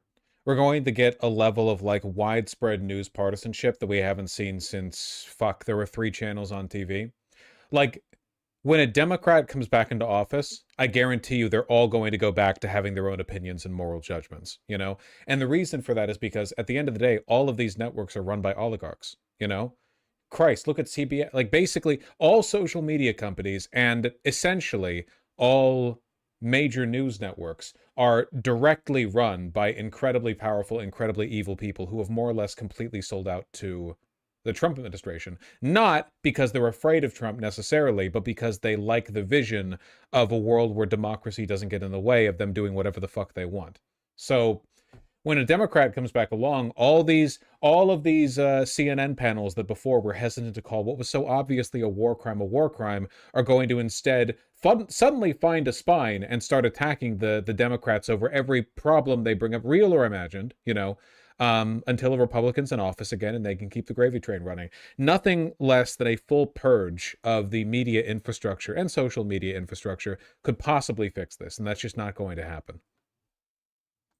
Argument that this is all about drugs trafficking is somewhat curious, because if that was the aim, there might be other places in Latin America where you would start it. The polls, for example, show massive, overwhelming opposition among Americans to a war in Venezuela. A lot of people think it would be incompatible with the president's, foundational belief of no more foreign wars. But this is a very MAGA thing, I think. There's clearly an attempt by the administration to project American power through the Western Hemisphere. That's not new historically, but they're backing all of these populist right-wing leaders through Brazil, Argentina. The president intervened in the election today in Honduras, saying he was going to pardon the former president of Honduras, who was found guilty in the US of drugs trafficking. So that undercuts one of the big rationales. So it's very... Yeah, I completely forgot that I read that. Yeah, so, you know, whatever. Unclear, I think, exactly what the strategic goal is of the administration. And speaking of the polls, as you mentioned, the CBS News poll just out recently about whether Americans would favor military action in Venezuela. Just 30%, 70% would oppose. I mean, to Stephen's point, typically when you see a military campaign, there is a build-up, there's a messaging strategy. We saw this with George W. Bush in the Iraq War. There's really been none of that with the Trump administration right now. In fact, an even higher percentage in that poll said the president needs to explain what's going on there. 3/4 of Americans said that. 2/3 of Republicans said they needed to hear more explanation from Trump before moving ahead. So clearly this would be, I think, politically here, a risky maneuver and one hard to square. Who are these 30%? There aren't that many oil/mining execs. That's the core MAGA demographic, which you might know. I mean, it's not even a third of the country, but that's all that really matters, right? These people will believe in or endorse or accept literally anything. And they're, again, like they're not citizens the way we are, you know. I guess a lot of you aren't citizens. A lot of you are foreigners, but they're not citizens like the way I am. At least they're not participants in the democratic process. They'll just go ahead with anything. These people are monsters. The only stuff they'll actually get upset about, it's if it directly affects them, you know? They don't really give a shit beyond that. With the pardon he's promised now to a Honduran president who has undergone due process and been convicted, as opposed to the people, the 80-plus people who've been killed at sea, who have not gone through due process before being killed by American forces. And there are these questions that are building on the Hill, too, about the campaign that's going on there. Yesterday, we saw the leaders of the House and Senate Armed Services Committee come out and demand answers about a military strike that occurred, a boat strike that occurred in early September, in which Pete Hegseth, the defense secretary, apparently ordered everyone who was on that vessel to be killed. There's some concern about the way that it was conducted that could have violated the Some concern. Some concern. How well do you have to be paid to lie like this, man? I guess it's not really how much they're paid. It's just how baked they are into the culture and the language and what they are and aren't allowed to go after. Rules of armed conflict. Yeah. It just shows you you don't really see this kind of bipartisan calls for information, investigation, when it's Republicans leading these committees, asking the Trump administration for details. It's bipartisan. It's both the House and the Senate. And I think, you know, we don't have a lot of information even about the 80 people who were killed. And we don't have any, but we have enough information to know it's a war crime. We already have. It was a war. It was literally already a war crime from day one. It strikes on sovereign nationals in international waters. It was already war crimes. We're just piling more criminality onto it. But the little bit that has been reported as media has been digging is that they were relatively low level on, you know, the hierarchy of drug trafficking. They were probably just regular people who were hired to do the transporting, not necessarily the masterminds behind the operation. So again, the question is, if you're just killing the mules, so to speak, does that really affect the operation? Because at the end of the day... Yeah, see, the real problem with what we're doing right now is that we're not doing it effectively enough. If we were striking into sovereign foreign territory to attack the drug lords, then maybe that would be justifiable. But my main problem with just randomly striking foreign fishing boats in international waters, then double tapping the survivors, has always been, like, you're going after the small fish, you know? You're going after the little guy. You should be going after the big guy. Then it would be fine. Probably the cartels saw them as dispensable as well. So I just think there is so much problematic about these killings, about the buildup, about what the plan is for Venezuela. And I think most Americans, not just, I mean, Trump, as we've talked about, his whole campaign was centered around ending foreign wars, focusing on domestic issues. But even beyond that, I think a lot of people in America are just like, why Venezuela? Why now? Why in this way? It just doesn't, there's just not enough evidence or information. And I want to get back to what you referenced earlier here, Stephen, about this pardon that Trump gave to the former Honduran president, Juan Orlando Hernandez, because what the Trump administration is saying is that this Venezuela campaign is about to disrupt these drug cartels. They say they campaign on it. This is what this is about. Well, Hernandez was given an $8 million fine by a U.S. judge just last year and sentenced for 45 years in prison for his role in drug trafficking. This is how the New York Times put it. So the two posts displayed a remarkable dissonance in the president's strategy as he moved to escalate a military campaign against drug trafficking while ordering the release of a man prosecutors said had taken, quote, cocaine-fueled bribes from cartels. It goes on to say prosecutors said that Mr. Hernandez for years allowed bricks of cocaine from Venezuela to flow through Honduras en route to the United States. Trump said in his pardon about why he did it. He said in Truth Social, he said, many people... Manufacture consent slop. I wonder what it means to manufacture consent in a world where it doesn't even work and the only people who listen are Trump sycophants, but it doesn't matter because the entire media class is operated and owned by people who are also Trump sycophants. Like, you're not really manufacturing consent, right? What you're doing is manufacturing nihilism. You're manufacturing resignment. I guess this just happens. Does anyone want it? No. Does anyone even care? No. But it's happening anyway. Why? Well, I guess they wanted something to post on Twitter about. Manufacturing inertia? I don't know.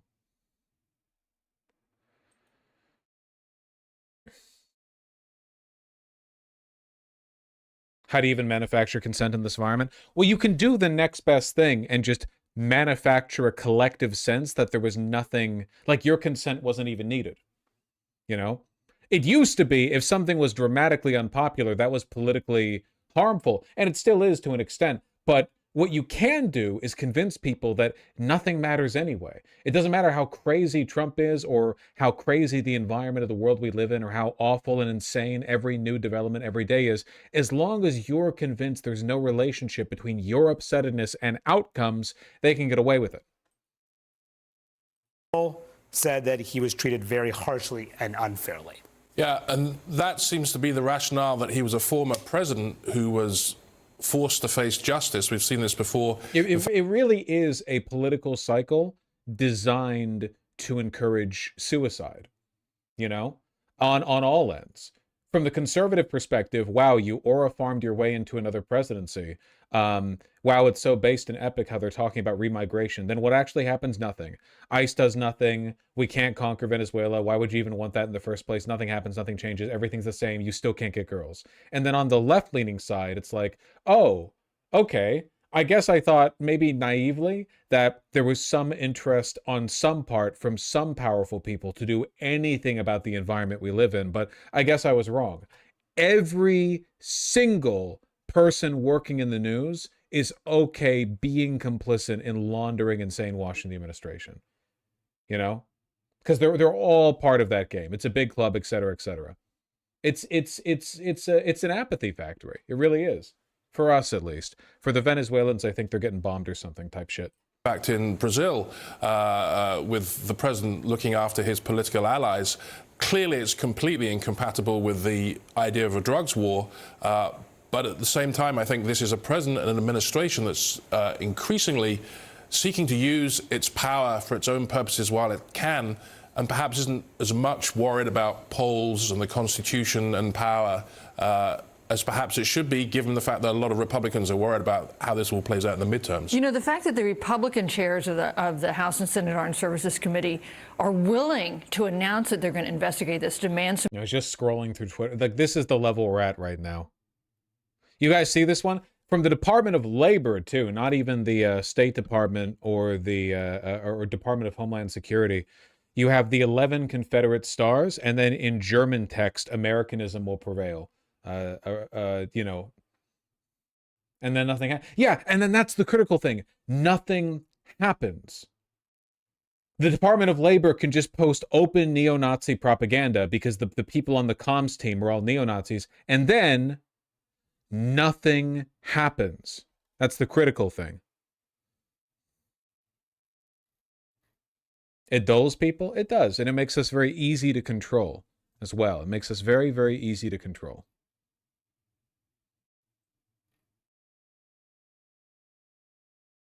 I think that's one of the reasons why the right was genuinely upset by Mamdani, you know, because he's potentially going to be able to remind people that you actually can do stuff through government other than vice signal. A lot of people have forgotten that. Like a lot of you have. I still have to do my oorah, oorah speech every goddamn week about how local governance is important, and no matter how bad things may seem, there actually is a benefit to being involved in things. People forget, you know. I think the main reason they fear Mamdani isn't even because he's on the left. It's because he's an antidote to apathy, right? The only antidote to apathy they want is through the you know, the finger puppet show the administration has going on. They want, well, how do you feel involved? Well, look at how based your Department of Labor is. They're Nazis. That's so based, you know? Is anything going to change? Nah. Well, yes. It'll get worse. Like, unemployment will go up. And you'll have fewer union protections. I don't know. It's not even working, though. No one's being convinced by the rhetoric. Masaigo, you're misunderstanding. It's not about being convinced by it. The only thing that people are being convinced by is that nothing matters and nothing changes, you know? The more you convince the general mass of this country who does not like Trump are probably feeling pretty demotivated right now by the fact that literally every institutional venue they could pursue to challenge the rampant evil of this administration is compromised. The Democrats, they don't do anything, you know? The inspectors are gone. Regulations are meaningless. The courts do nothing, right? Even though they break the law constantly, it doesn't seem to amount to anything. They just dropped the last lawsuit against Trump a little while ago. What was that? Was that in Alabama? They just dropped the last one. Georgia? One of those southern states.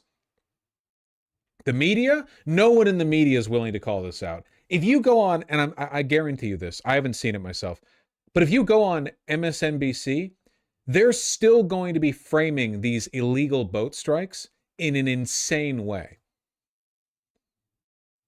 Like, because the sane thing to say is we have a criminal president who's losing his mind. His brain is addled. He's just saying and doing whatever he can. These people are evil and they will have a Nuremberg too. But instead, I guarantee you it's like well, Trump has no idea what he's getting into. For one, we're pretty sure that some legal experts take umbrage with the way in which he's conducting these strikes, which, by the way, Trump, that's not Maduro out there as those boats. Those are just like low-time peddlers or something or whatever, you know? Like, have you no shame, etc., etc. I guarantee you they're still not framing this properly. Where do you have to go, Zateo? Well, they kicked him out of MSNBC. Or MS Now. I have to say MS Now. The universities are compromised. We'll get to that in a fucking second. Yeah, I don't know. Apathy. Ugh.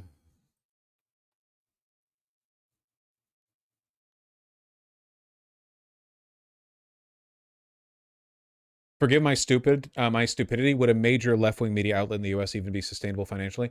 I'm not even talking about a left-leaning media outlet. Just even an actual centrist outlet at this point would be declaring a fatwa against the administration.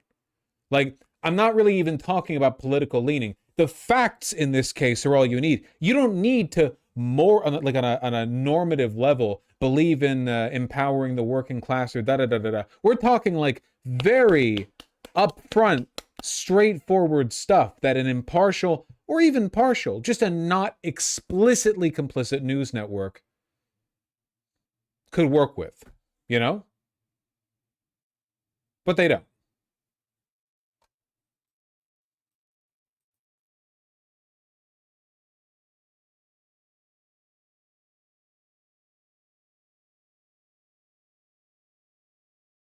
Meh.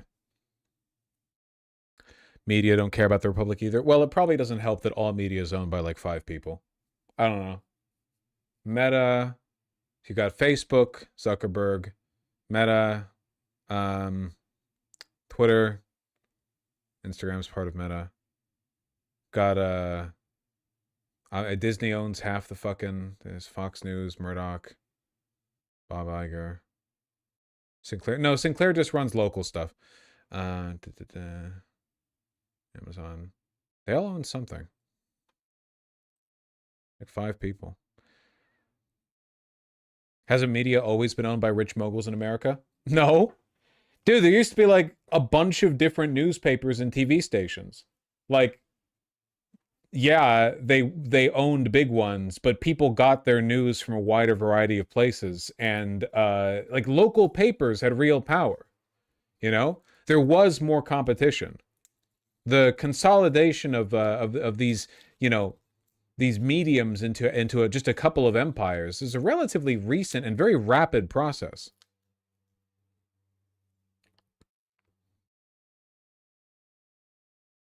Marx predicted all this? Yeah. Yeah, probably.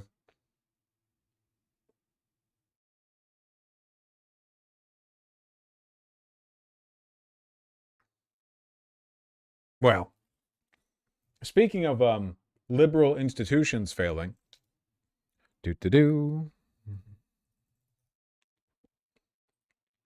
You guys see this? We're kind of starting from the final step there. So, where do I... At the good old University of Oklahoma, this is what, the last state educationally? Like, it ranks lowest in terms of educational attainment? Either lowest or second lowest. So, a lady, a conservative student there, she looks exactly how you think she does.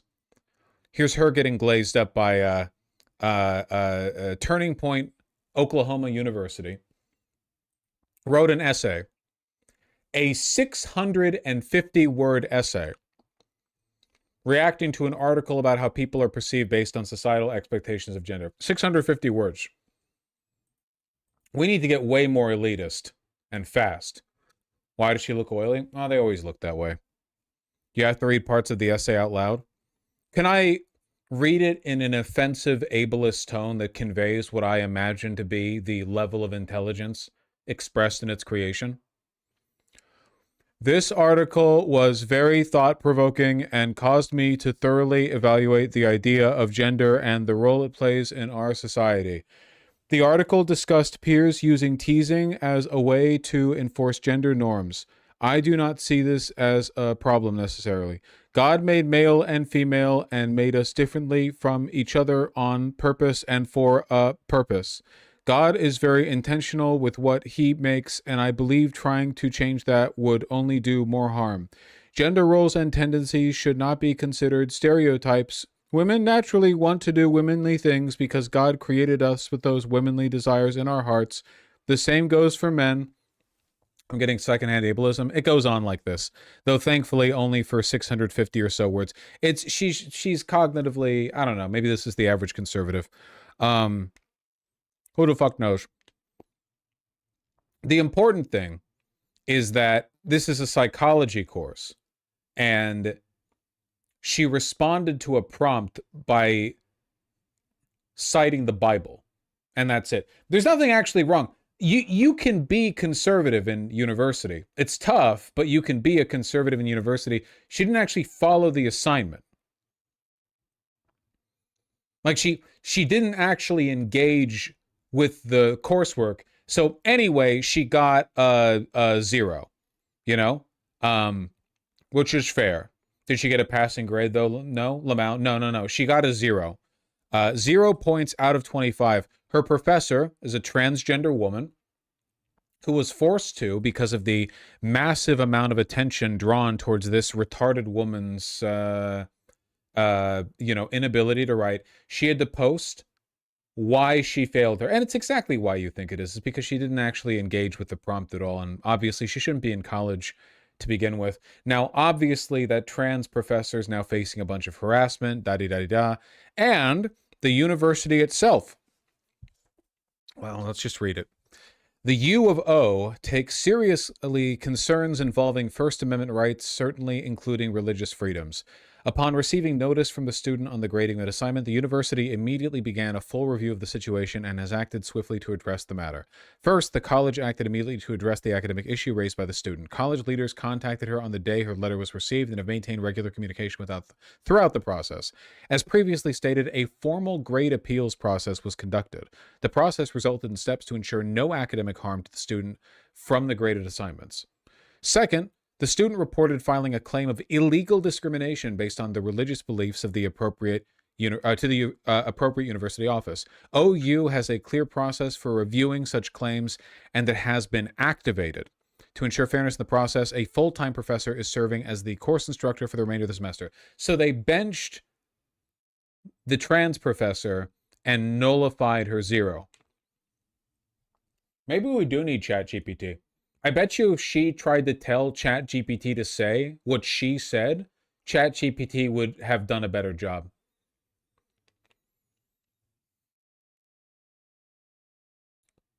Oh yeah, graders are, thank you. Graders are graduate student, right? They benched the graduate student who was doing grading because the teachers are too lazy to do it themselves. Yeah, maybe Grok should have handled this. I don't know.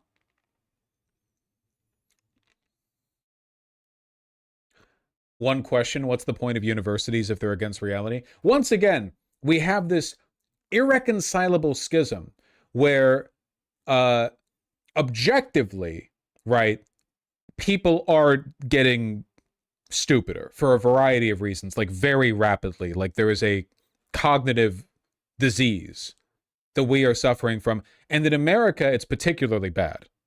Like compared to our peers in Western Europe, for example, it's getting very, very bad. It's getting bad very quickly. And everyone likes to talk about how we need to return to academic excellence. No more DEI. This is DEI. Unambiguously, she did not respond to the prompt. This is DEI. This is DEI for Christians. She's getting through only because she's appealing to the grievance politics of Christian conservatives. That is it. So again, we have this irreconcilable divide. We want to end DEI. We want, impartial, fair, evidence-based academic governance. We want people to be smart again. But at the same time, we do think Christian conservatives should be able to get away with literally anything they want. It is, I hate this. This is idiocracy. That's the direction this is. It's so willfully, I normally hate this because idiocracy is eugenicist and itself kind of a low IQ movie. Funnily enough, everyone cites it and it's like, okay, what's your solution then? Like, what's your suggestion? What all idiocracy has to say is like the dumb people bred more. Okay, it's more complicated than that, dumbass. The dumb people were breeding more at the time the Flynn effect was still working. That's not how it works. This, however, just watched it for the first time and it was really bad. Yeah, it's not a great movie. Isn't this bad for the Christian student? She'll end up her whole life stupid her whole life and get nothing done in life. Yeah, but that was probably going to be the case anyway. These people don't get smarter over time because they're morally opposed to self-improvement.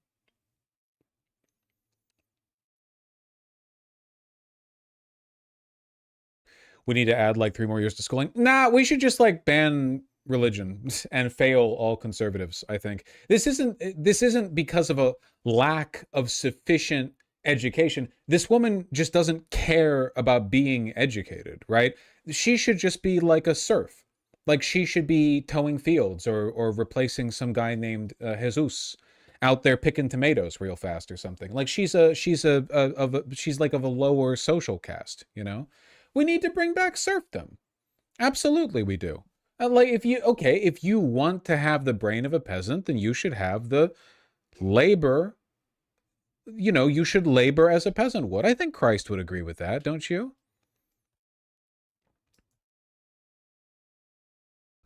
So many people don't care about being educated. It's a social issue. No, I 100% agree. And this is why I think we all need to get much more elitist and much more ableist now, okay?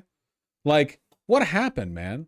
60, 70 years ago? Like, look, people have always gotten made fun of for being nerds. I'm not saying that hasn't been the case in the past, and I'm not saying it shouldn't be the case. If a person's being a nerd, you should make fun of them.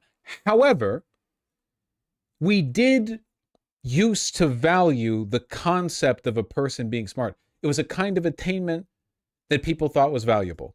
It was like the academic excellence was something that was well regarded. It was thought of as worth achieving. Now nobody believes in institutions, so like who fucking cares if a university thinks you're smart? And I understand that to an extent. There's some value there, but we are fighting for like civilization here.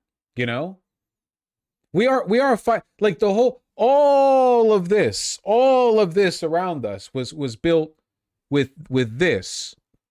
I mean, we have to, we can't just give up on that. We need to get much more elitist. If you're talking about stuff with somebody and they just laugh off not knowing something, you should like insult them. Not like in a funny way. Like you should be like, what the fuck what do you mean? When people laugh off not knowing something, we all need to be much, much more judgmental, basically. Oh, you thought that movie was pretentious? Really? I think its themes just escaped you. You thought it was really? Because I mean, in my opinion, I liked it, and I think I just understood it at a deeper level than you. I think that a lot of time and effort was put into its creation, and there are elements of it, surely, that could be improved. But by and large, I think your problem with it is it just didn't cater to your pre-existing biases. You're weak mentally, and you get out there to the rice fields. Put the hat on.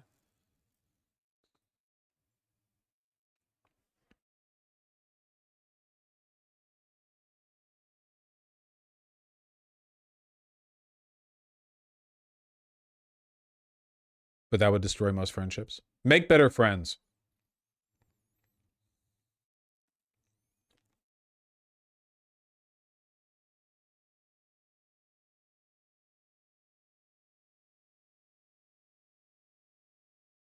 Does this apply to us with you? I don't know. Sure, go for it. I feel like it's the Joe Rogan generation, I guess.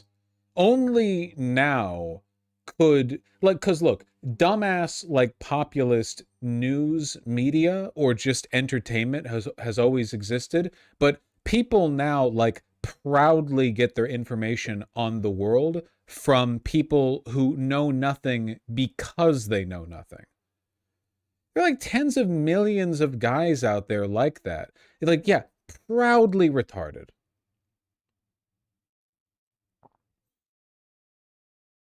It's unacceptable. Anyway. Right-wingers all have Kim Kardashian brain. You know what's the biggest cope I always see from conservatives?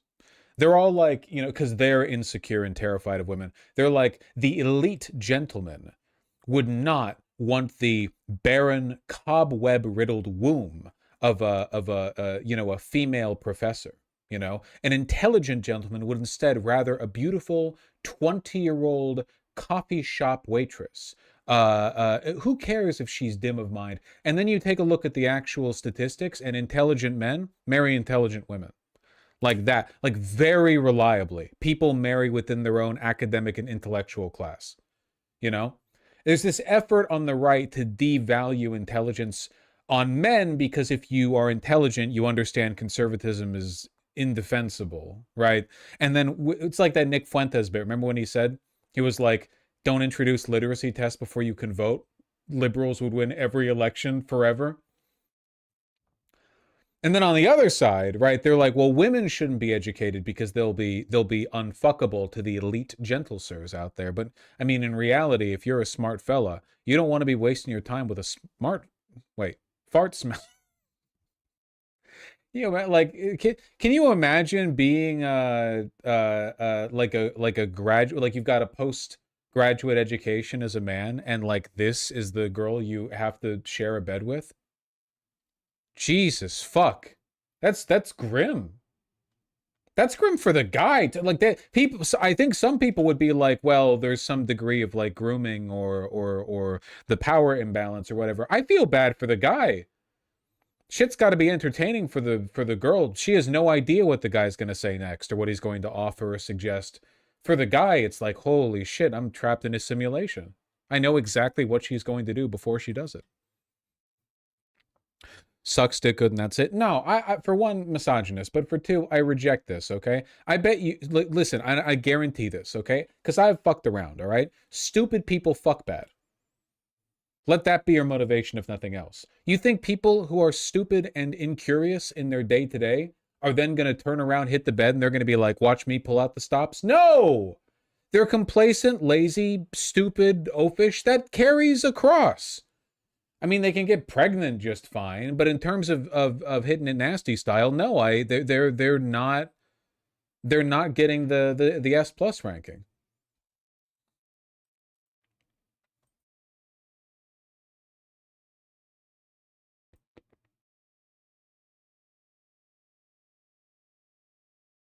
Well,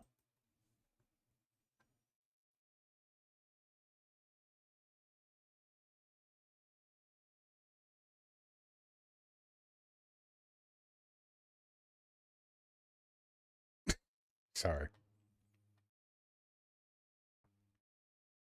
Maybe getting rid of actual formalized aristocracy was a mistake. In the long run, I mean, you need to, how do I put this? I think it's it's civilizationally necessary. And I mean that in the broadest but most like dire possible sense. Like all civilization. I'm not saying like not the West. I mean like all of humanity, right? To value intelligence. And I think that the aristocrats aesthetically did, in practice often they didn't. I'm sure the average aristocrat was much more intelligent than the average peasant, but you know, some of them had water brain, you know, but you do have to maintain that importance. I don't really know what happens because there's no country where we can see this. There's no country we can look to see into the future. What happens if wealth-wise, we have everything? America is very wealthy, right? But just everyone stops believing in good things. Like, I don't even mean fascism or whatever. The fascists, the Nazis, you know, believed in a wide variety of things, mostly bad things, you know, but they still pitched themselves on good ideas. Rebuilding, revitalization, etc., right? You know, did they do those things? Fuck no. Were they lying? Yes. What happens if you just give up on the concept of being better? I don't know.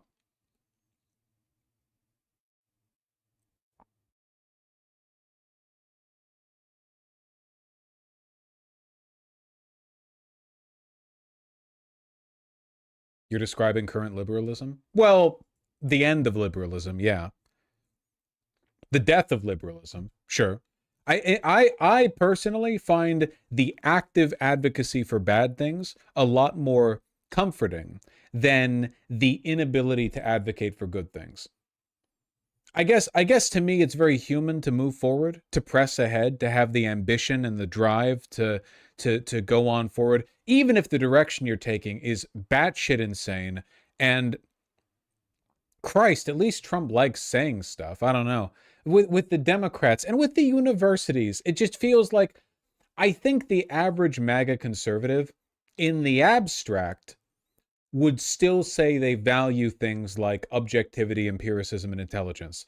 They're lying, but they would say it. Or at least they don't know that they don't value those things. Right? But more and more, it seems like we're slipping into this void where even cognitively, we're not even like into like rationalizing those virtues. I don't know. Make friends, man. Make friends. Have you seen that new fucking AI? Oh, wait, that's a different segment. Fuck, I need a new keyboard. You guys see that new AI? The one that is...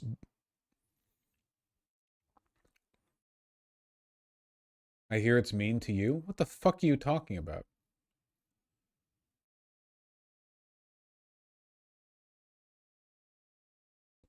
The one where you can't tell that it's AI. The one where it looks perfect. At least in the photos. You know what I'm talking about? It's got a retarded like Banana Nano. I think that's its name. Banana Nano Pro. Where's that image?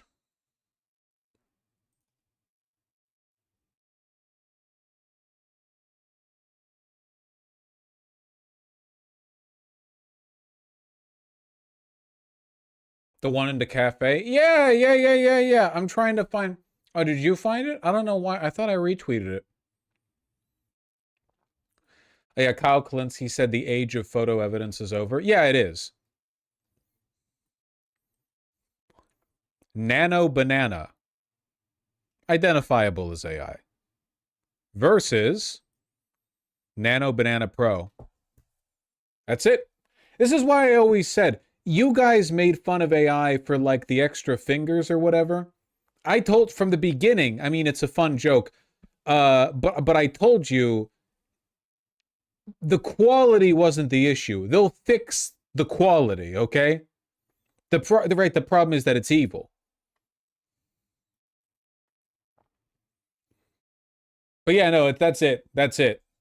There is still it kind of pisses me off still when there are people who are like, you can always tell. No, you can't. No, you can't. That's done. We're done.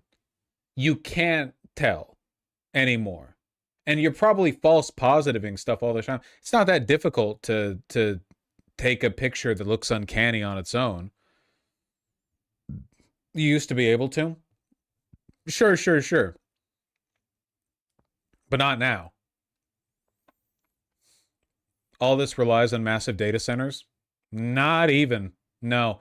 The massive data centers are necessary for processing high volumes of traffic and for training the data. But once you have a model out, you can run it locally. You could run it locally on your computer. At scale, you need huge data centers to continue developing the algorithms, incorporate more information, so on and so forth. But you could run it locally, yeah.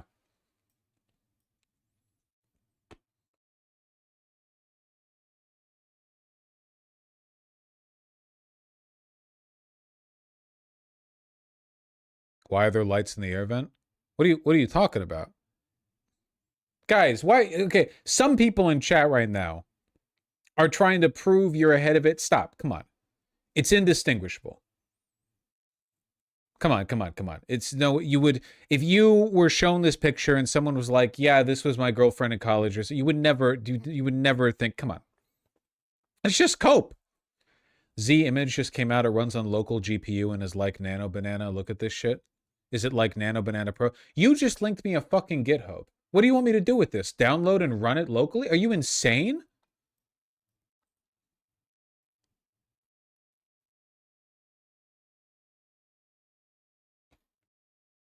Jesus Christ, you people. This is what I mean about making friends. There are screenshots? Damn, should have linked screenshots. Linking me a fucking GitHub. I'm a live streamer, man.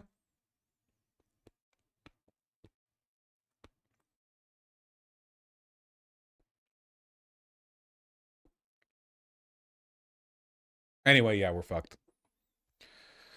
Oh, man.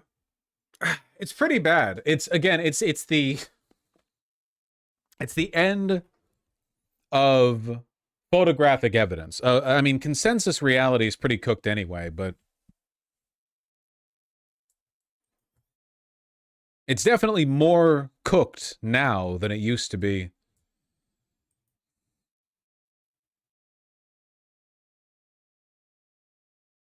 People should try finding ways to avoid looking at AI, so people are going to look less like that. No. Listen, you cannot do anything about this.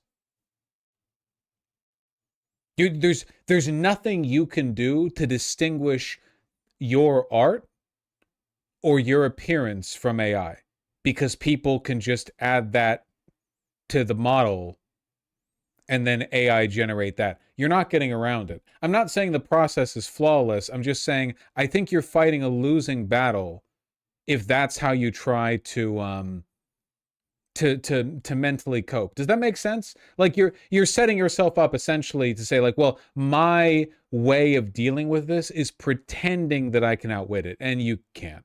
That's just not true.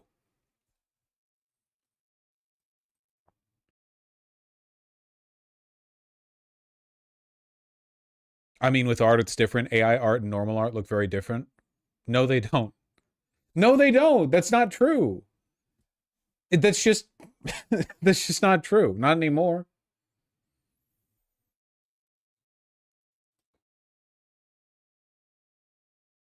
Well, it depends on what you're looking at. Yeah, true. I'm talking mostly images here. With videos, it's still pretty easy to get that read, though. Even then, give it a year. Give it a year.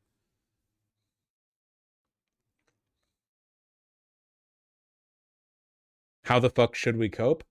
Gotta go outside, I guess. Make friends. Power of friendship. It's unfixable. Photographic evidence is a concept. It is bleak. Remember that very narrow window of time? People called it deepfakes before the technology became so ubiquitous that it just gets referred to broadly as AI now.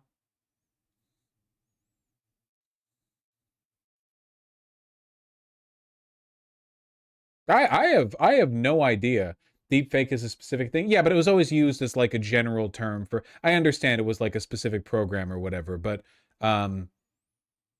you know. You know.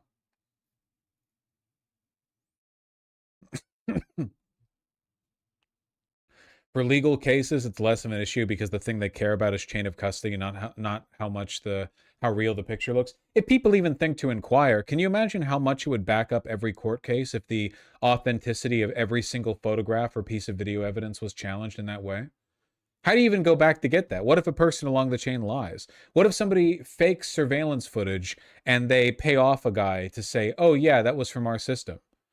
Unfortunately, yeah, I don't really know how society is supposed to cope with this, to be honest.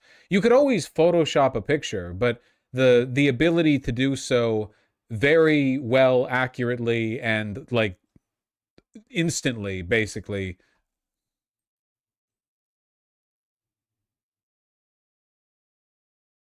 Chain of custody for evidence about to get way more important. Yeah, it's like if you follow artists online, you can't just say, ooh, that looks nice, and then follow or whatever. You have to make sure they've been doing it for long enough and there's some consistency in style, and it's just, it's going to be very, very difficult. Very, very difficult.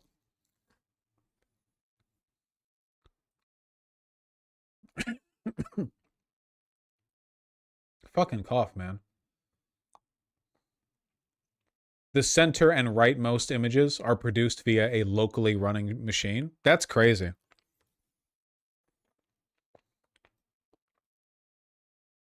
That's not even off a data center.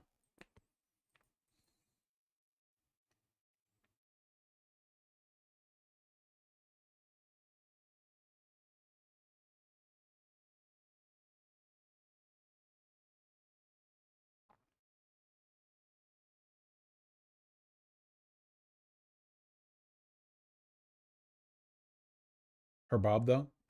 Yeah, it looks good. The amount of energy. It doesn't, it's a local device. It doesn't take much energy. So does this mitigate the water problem? There was never a water problem. Generative AI use has never been a problem water use-wise. As for the energy demands, that's more about training the model than it is running an individual prompt, you know? If you're running it locally, then it can't use that much power. You've only got so much power in your machine.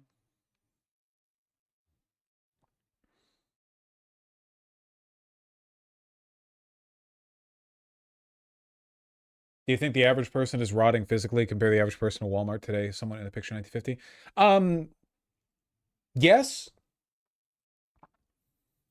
It's becoming more and more bimodal, where more and more people are physically rotting away, but more and more people are also shifting on the other side of the spectrum, and they're doing like testosterone cycles, hyper fixated dieting, get all their food locally grown, sourced, whatever. Like, more people are falling behind health wise, but also a larger group of people are shifting ahead and getting into like paranoid conspiracy freak health nut guru bullshit.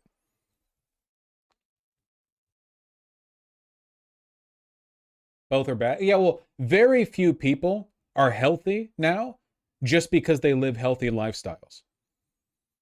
It's the missing middle, where there aren't very many people who are just casually fit because they just get out a lot and they go on a lot of walks or hikings, and they eat like a variety of foods. They're not like on a diet or whatever, but broadly they consume around 2,500 calories, and they're not too, like, there are fewer and fewer people in that category. Basically. Yeah, you're either succumbing to the rot or you're fighting with all your will against it.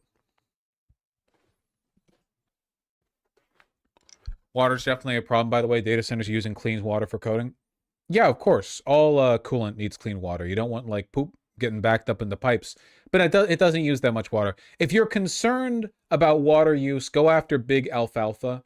The water thing has never been a good argument against AI. You know, because it's always been like fake. It's not real. The energy thing, it takes a ton of energy to train these new models, but to actually run a prompt from Grok or whatever, very, very tiny amount of energy.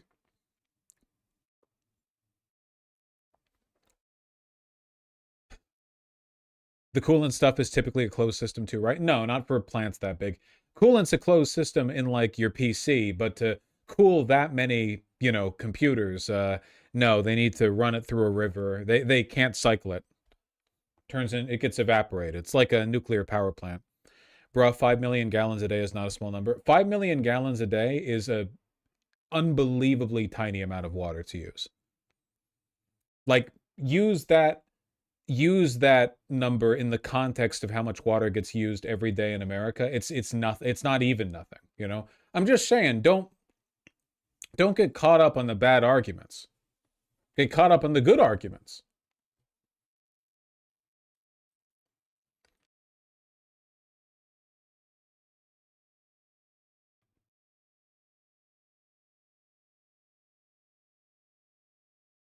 I be pissing that much? That's facts. It's a lot locally, that's the social issue. Sure, but that could happen with a bunch of services that require water use. I'm just saying it's not like the main concern, you know?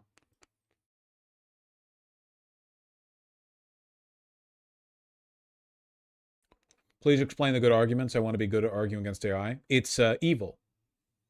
It's demonic.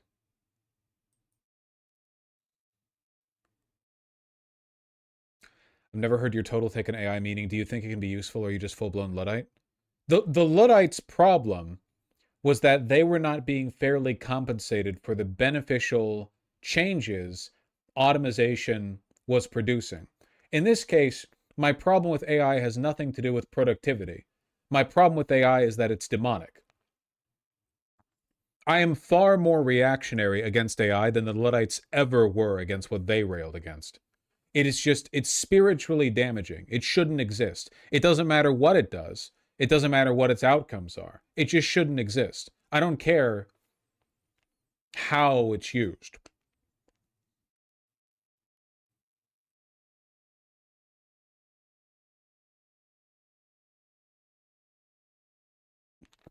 Calling it demonic sounds irrational. Well, thankfully, no one cares about rationality now anyway.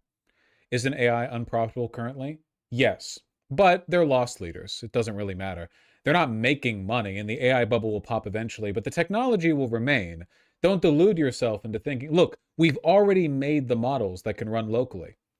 The tech already exists.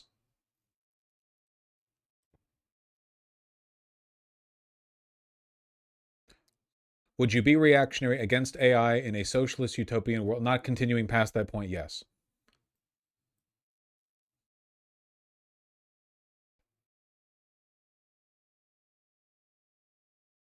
This all just needs to be illegal with harsh penalties for use and distribution. Yeah, probably.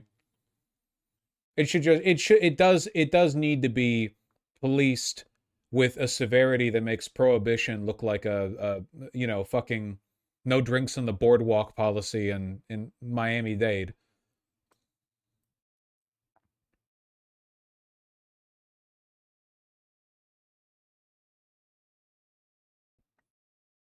The government will provide a bailout to AI companies if the bubble bursts. No, they can't.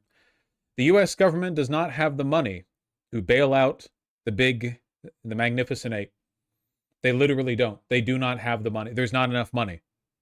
It's too big. It's not possible. I thought it was a 7. You're thinking of the movie.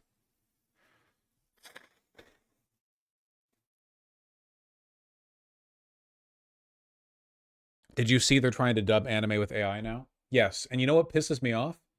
What pisses me off is that people are mad that the dub is bad. Okay. What if it was good? They put out an English dub for Banana Fish.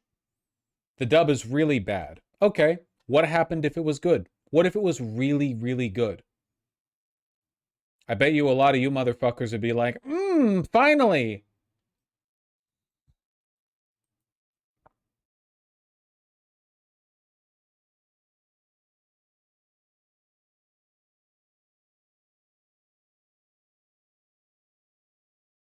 You may already be bailing out the AI business. What? They're putting our 401ks in there? Yeah, probably.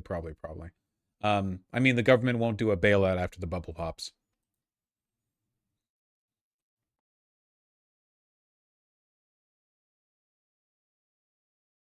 You see they had AI assets in Black Ops 7? Yeah, guys, it's not going away. It's not going away.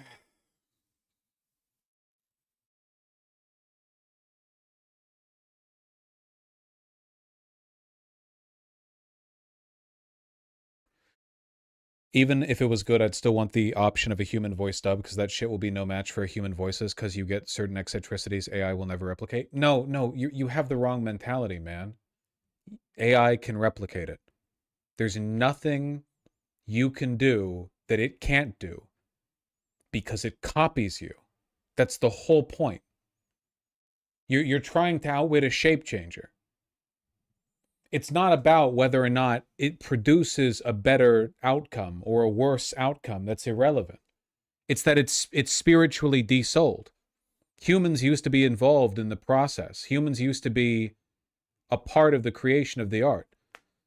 Art is meaningless, arguably non-existent, if humans aren't producing it. It's just images. Nobody says this sunset is a work of art. Well, they might say it euphemistically. I think most people would argue that the sunset is beautiful, but not art. Art has purpose. There's communication involved. The sunset is a cosmic dance. We didn't really have, much involvement in. So what's your solution? Make friends. Suck dick, IRL.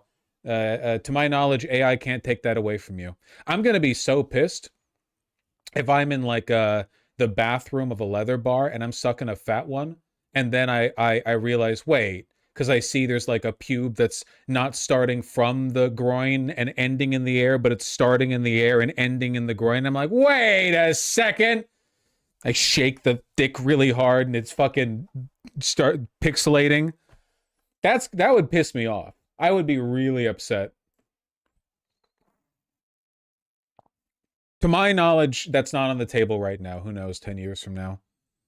It's too late, it's already taken your throat data. Fuck!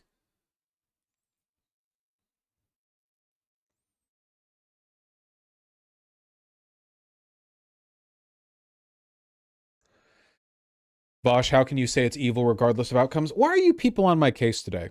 What if there was a technology that was invented, like something that you could, like a pill you could take, and the pill gave you the ability to instantly and invisibly rewrite the memories of anyone that you were making eye contact with. You could do it however you wanted instantly and no one would ever know it was you. Do you think there's any world in which the existence of this technology benefits people? Do you think there's any world in which, like, things get better because of it? Fuck no. What you've basically done is technologically facilitate untruth. You've created a world where there is less authenticity, massive potential for abuse, unimaginable potential for abuse, and there would be no way of going back. I think we could just safely say, like, you would be engaging in midwit behavior if you looked at that pill and you were like, well, what about using it for good? Like, what if you could erase traumatic memories that a person can't move past? Buddy. We're just talking about whether or not the technology itself is good or bad. We don't need to be outcomes oriented because we're not doing this in a hypothetical bubble. You know, we live in the real world where things either do or don't exist. We're not isolating use cases.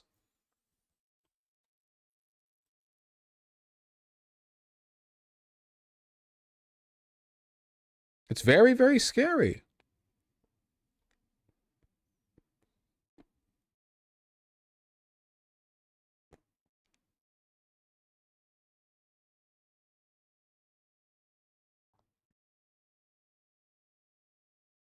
I think a better word than demonic is obscene. You can use whatever word you want, my friend. I like demonic.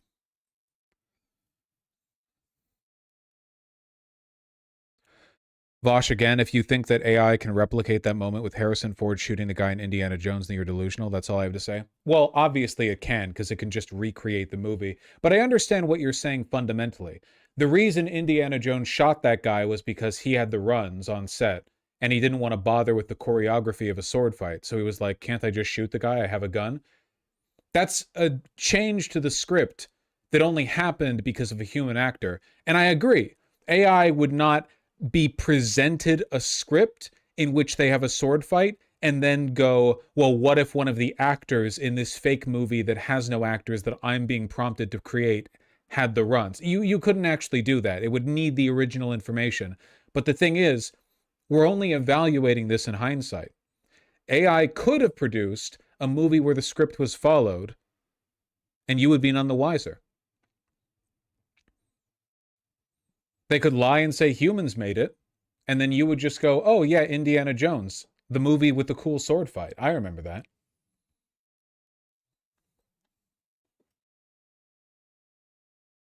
Unfortunately, our ability to understand what is possible is heavily influenced by what we see done. That's why diversity is important, you know? You carve out potential. The more things are made into slop, the more people can, that's all they can envision. We're going to have generations of young artists whose greatest artistic ambitions are to reach the heights of things that were generated on a prompt, you know? People are going to get into doing actual drawings because they've been consuming nothing but garbage in, garbage out, refed shit their entire life. And they're like, I'm going to try to do that but myself. It denigrates everyone.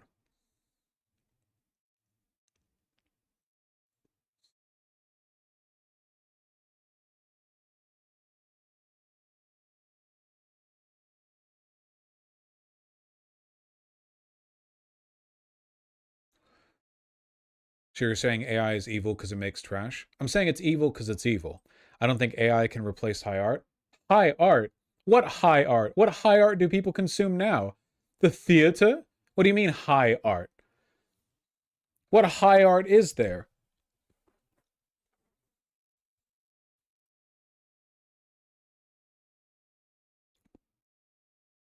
I apologize if I come off debate broy, but aren't you naming a bunch of outcomes? Like, yeah, you're saying it can't possibly result in good outcomes, but I agree with that. Because we're not talking about a specific action. I'm not telling you that it's morally right or wrong to do a specific thing with AI. I don't give a fuck if you use AI to generate a character art image of your D&D character or whatever. I mean, I think it's lame, but I'm not really making a moral judgment about that. What I'm talking about is the broader existence of the thing, right? We're not really talking about specific use cases here, which means we can't isolate for, well, wouldn't it be good in this specific context? Sure, but there is no world in which it is only used in that specific context. Sorry, I go by that old adage, you know? A computer must never be made to make a management decision because a computer cannot be held responsible for its mistakes. Everything on Earth is created because people made decisions. Once you start unwinding that, and more of the world built around us, both in a media sense and communicative sense, but also in how the world is actually built. Because if you don't think this is going to be used in building architectural plans and basically everything it can generate, it will be used to generate that. The more you unwind that chain of accountability, the more inhuman the world becomes, not just in some abstract way, not just, yeah, look at what Israel's been doing. They've been saying they've been using an AI algorithm to humanely target Hamas in the Gaza Strip, and they are. Of course, the AI they've been using is trained to just fucking kill people, but they're using it as a way of escaping accountability. We can do that with everything. You can do it with surveillance. You can do it with art. You can do it with movies. You can do it with construction. You're unwinding human involvement, and you're doing it with a machine that is not only capable of lying, but is designed to lie. These generative algorithms have to justify their own existence. Of course they do. They're not programmed to, announce that what they've produced might be inauthentic every time it's done. Sure, there are some specific websites or programs that will warn you that, it might not be true or whatever, but you can just take that part out.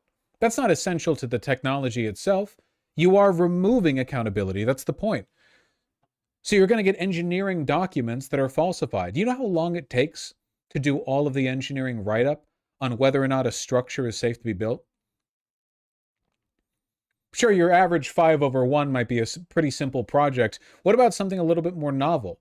You want to spend 6 months doing all of the number crunching, or do you want to ask a program to do it for you in 8 seconds? What happens if you're wrong? Well, you'll be held accountable as the engineer. Sure, you put your stamp on it, fine. What about when your lawyer starts citing arguments that don't exist? We've already seen this happen. Lawyers and judges have been caught using ChatGPT to formulate legal arguments. Oh, no big deal, right? It's not like someone could go to prison over this.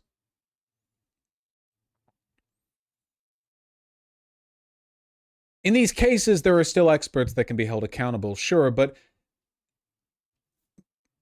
what happens if an engineer uses ChatGPT to produce an engineering plan for the construction of a building that ends up not working because it hallucinates the data, or it just fakes, or it lies like it always does?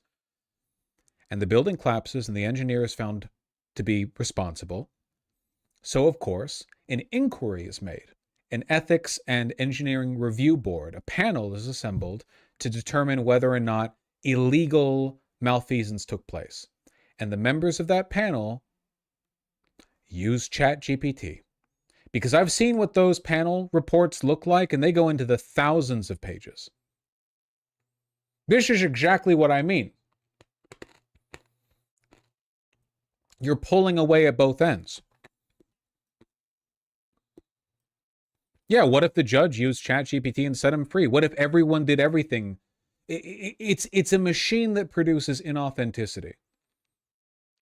This is one of the reasons why people tend to be nice in person but mean online. At the end of the day, all of our interactions online are made meaningful by the fact that we're staking our own flesh and blood on it. That's the reason why it's so involving to make food, to eat that food in real life, to build something, to create. It's your life, your finite time. And you can go and play a video game where you do much the same, and people like those games. People like Animal Crossing or Harvest Moon or whatever.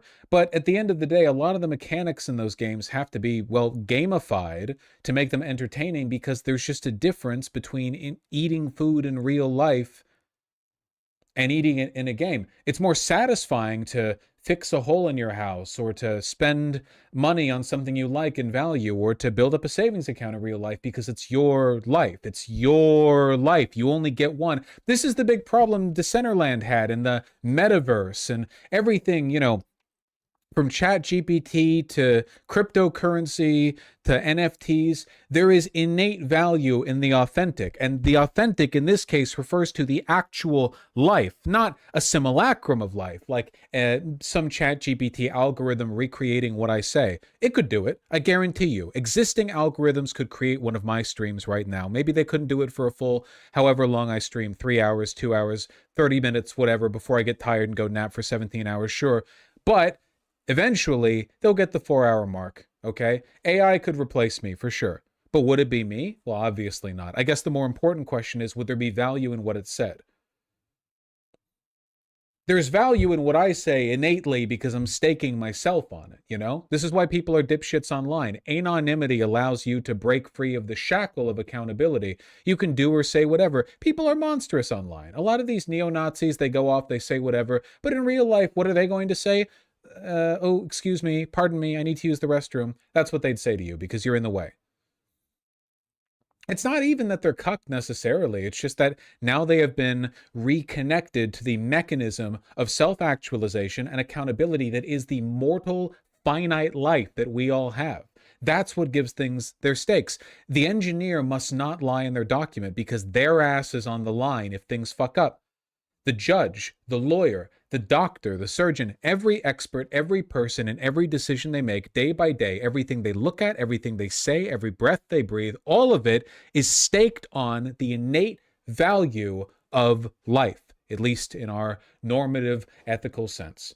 Which is one of the reasons why it's such a big deal when an asteroid hits the Earth and kills a bunch of people, if that were to happen. But asteroids hit other planetary bodies all across the universe all the time, and it's nowhere near as important to us. Interesting, sure. Get a good video of it, fine. But we know what we care about more. Life is what matters. And AI is not alive. It's not life. It doesn't matter what it does or what it says or what it imitates or what it fakes or what it pretends to be or pretends to do. It is not life. so it doesn't have the stake, so it doesn't have the value, so it can't communicate. It's anti-life. It replaces life. In our lives, we have a finite amount of things we get to do and experience, and the more of those things are made up with the sludge of mimicry, the more worthless our own lives become. Our lives are made worthwhile because they're filled with experiences and interactions and love and art and other things that are produced as part of a framework built around our experiences with others and our experiences with ourselves. And then, yes, eventually we die, you know? But the more of that gets filled up with gray goo, the less we have. We are spiritually impoverished. Things are taken from us.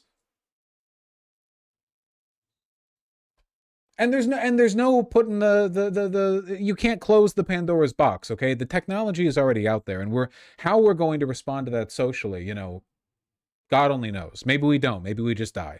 But it's why it's important. Like, this is an outcome oriented, okay? There's no way of using this technology that will change or alter or improve or whatever these circumstances. Maybe not even legislation, you know? We just have to deal with it now. But by God, if we have to deal with it, I'm not going to settle for dickless outcomes-oriented arguments against AI. Well, what about this case? Well, what about that case? No. We have a finite life. The more of it gets filled up with gray goo, the worse we all are off for it. Nothing is being produced here, okay? Only simulacra.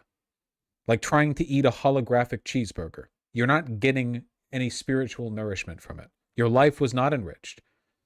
And just because you're capable of convincing yourself that the holographic burger was real, even if it felt real and tasted real and etc., it still wasn't, because I believe that the realness of something in a communicative sense is not determined by your perception, but by the empirical facts of the universe.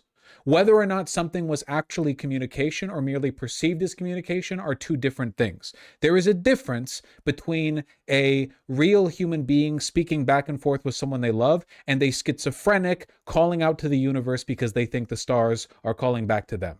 That schizophrenic might be experiencing something that feels like interpersonal communication, but they are not, because the facts of the universe disagree with them. They are wrong. They are perceiving the universe incorrectly.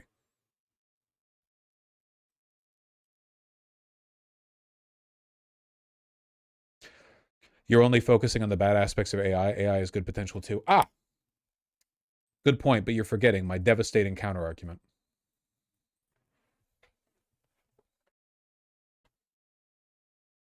Does this include the internet? Since the internet has taken over people's lives, it is disconnected. Yes, I'm known to be a little anti-internet. The internet provides us experiences and opportunities that we otherwise couldn't have. There are plenty of good things in the internet. Unlike AI, the internet is not gray goo in its entirety. Everything produced by generative AI is gray goo. It's a void of communicative information that could have otherwise been filled by a real human interaction. The internet, however, is filled with people. Mostly bots these days. As of recently, a majority of internet traffic is bots. But some humans, at least.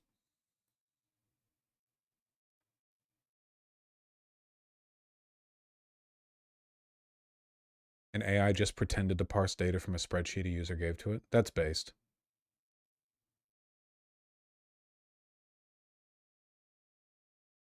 Did you make up these numbers? Good catch. I wasn't able to actually open and parse your CSV file yet.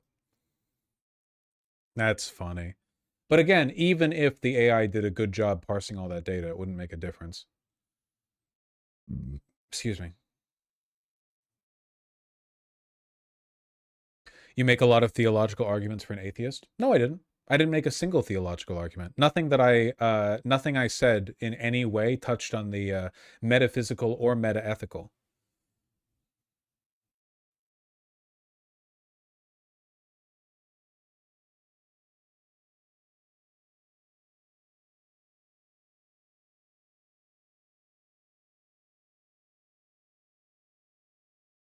You do, but that's fine. No, I don't. Appealing to the value of interpersonal communication is not any more metaethical than establishing any other prior framework or a priori or normative, axiom or anything else like that.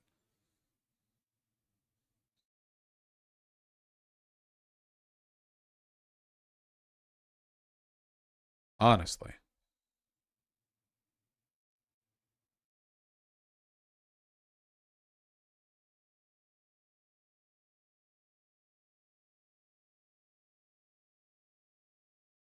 AI getting super poisoned by Kirk memes? Oh yeah, I saw this. This was pretty funny. Got to take what you can, I guess. This Kwebbelkop content creator who just makes AI generated stuff of themselves now in lieu of actually producing anything. So many people are Charlie Kirk that this you can see this face.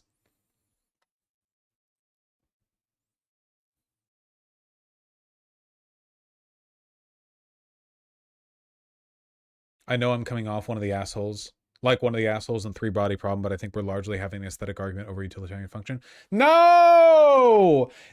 Can't you see the utilitarian harm in a machine that lies to you and takes the form of humans and imitates them without admitting that it's doing so? Can't you see the utility that is being lost in that? We have introduced a virus that is soulless and imitates humans and lies freely, but you can never know if it's doing so. Maybe it'll tell you, maybe it doesn't. And when you interact with other people, it might actually not be a person. It might be a soulless simulacrum. Wouldn't it upset you if you went outside and had a good day, like doing chores, and you flirted a little bit with like the nice lady at the checkout, and you went to the grocery store, you talked to some people, you had some interactions, and then later you found out it was all a simulation, none of the other people existed, and you were just like doing the Rick and Morty treadmill in a holodeck bit? Would that not upset you? Because genuinely, if it wouldn't, I think you're not human the way that I am. I think that you're fucked mentally, and I don't think it's laudable or admirable. I think that you're antisocial in a way that, like, if I could manage to identify you and I had control of the world, I would definitely be locking you up and trying to reprogram you. For sure, 100%.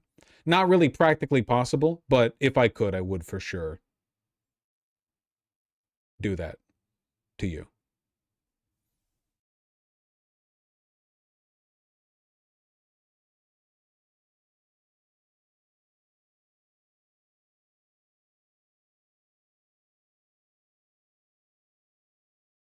I agree with you, Vosh, but how are they not human like you? What are you talking about?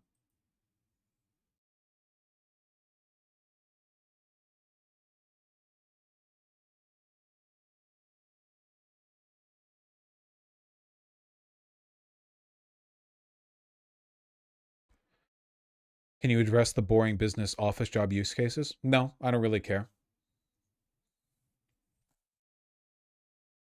It's not outcome oriented. It's innately evil.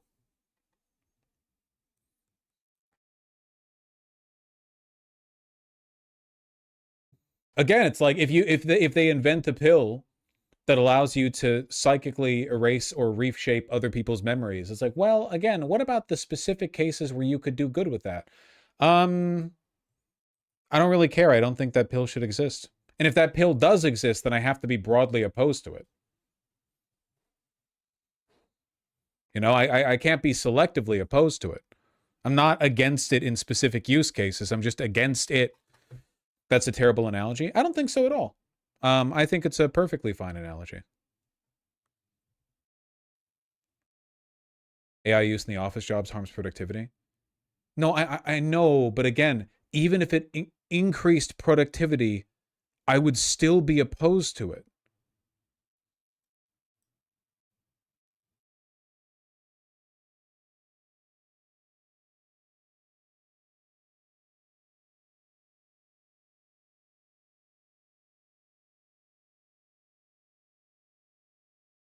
Yeah, I know you don't care about that. I'm just saying the chatter's hypothetical use is there. Okay, well, yeah.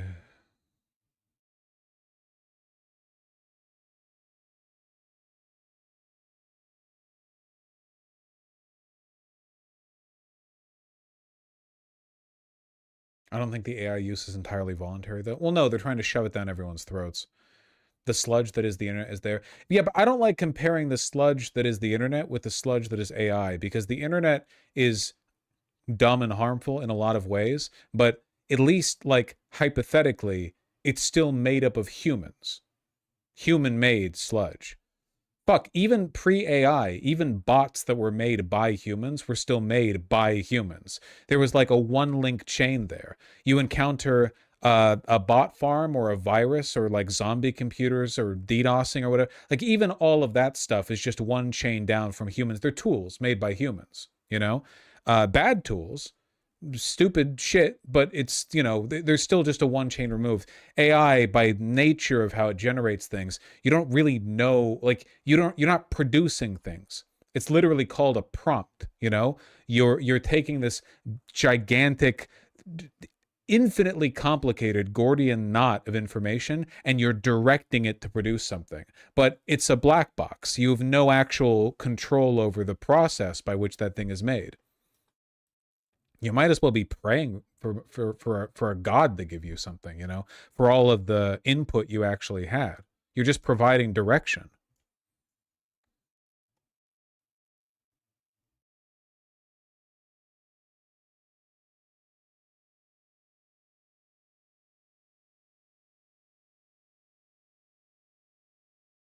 Kaibot, I think we're already there.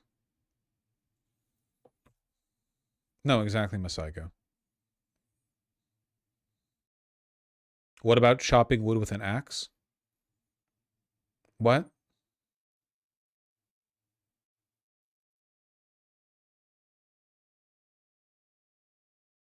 Yes. No, I don't know. I don't know. I don't know. I don't know. I don't know.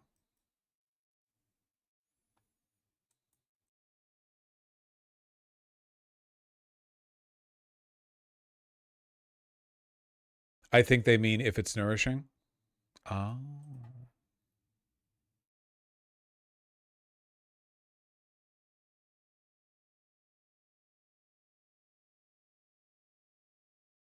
Yeah, I don't know. Sorry. Whew. That was a whole ramble, huh? We were on that one for a good bit.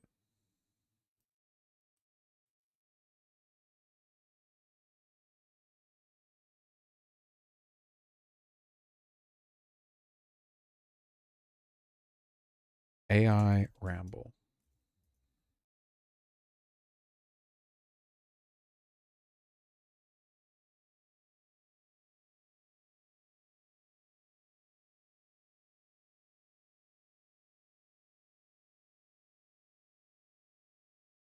The fuck am I looking at? Dude, I'm so out of it. This happens every time I go on vacation. I come back and my thought is like, literally, what the fuck am I doing? You know, if it was a regular job, it'd be like, oh, here's my task list. But there is no task list. The task list is up here. I come back and I'm like, so I just talk for multiple hours and they listen? They give me money for this? What the fuck?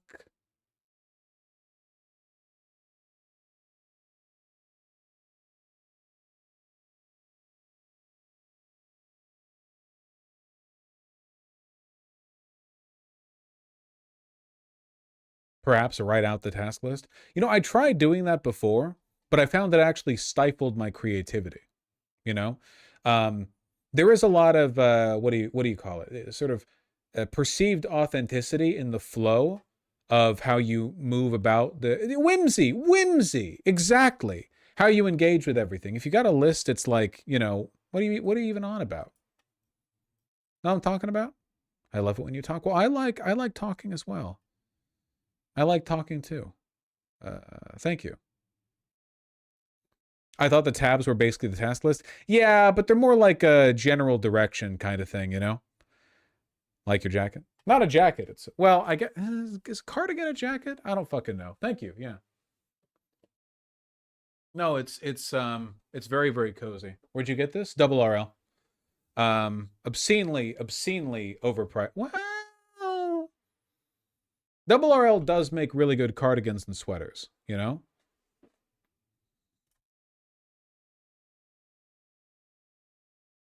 Nah, cardigan is a jumper. Well, we don't really use that term over here in the States.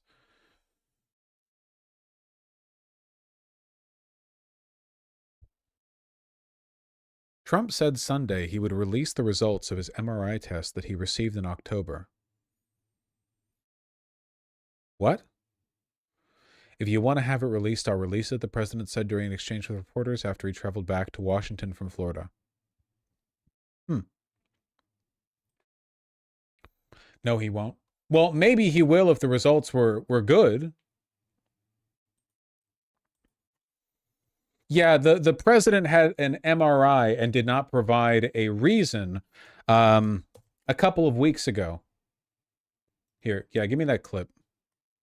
If something happens, they asked about my MRI. MRIs are very. Governor Walz asked you to release the MRI records. Will you tell us what it was Governor for? Walz, you mean the incompetent Governor Walz? So if they want to release it, it's okay with me to release it. It's perfect. What were they It's like If they want to release it, it's okay with me. my phone call where I got impeached. It's absolutely perfect. So if you want to hear about it or if you want to release it, do you want to have it released? Yes, News please. Nation? Failing News Nation? No, sir, we're not failing. News Nation is doing lousy, by the way. But if you want to have it released, I'll release it. Yes, please. Can you tell us what they were looking at? For what, releasing? No. What part of your body was the MRI looking at? I have no idea. It was just an MRI. What part of the body? It wasn't the brain because I took a cognitive test and I aced it. I got a perfect mark, which you would be incapable of doing.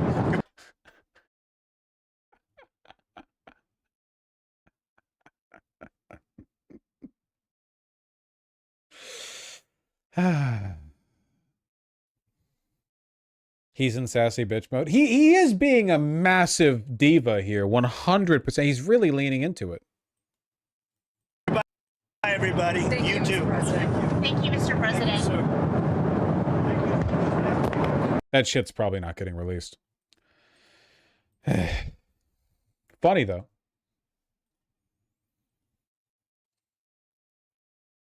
Still mad over Epstein, is he? My understanding was that everyone stopped talking about Epstein. They passed it through the House and Senate, but that's only when the Senate gets to it. And then, where is it? I don't know.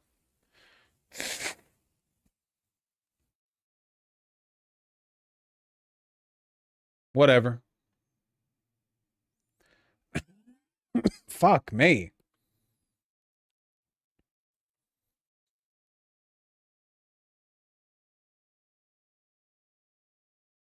Have you seen the 3 pence per mile for driving your electric car in the UK?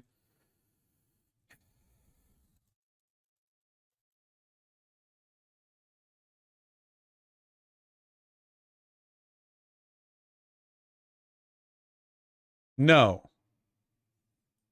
Why?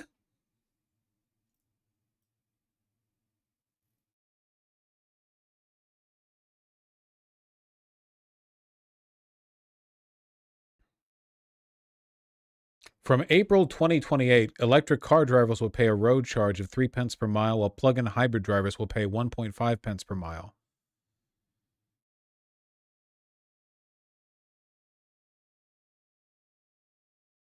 The new tax is about, quote, half the fuel duty paid by drivers of petrol cars. But they're not using fuel. All right. You say your fancy electric cars more fuel efficient and doesn't use petrol. Oh, well, we'll see if you're laughing when we slap you with the petrol tax anyway. Fuel taxes pay for road repairs. Dog, roads only... So much... You know what? Fine. But scale it to the size of the vehicle. All right? Because you know what does road damage? Not sedans. It's fucking trucks. The vast majority, like fucking 99% of road wear is done by trucks.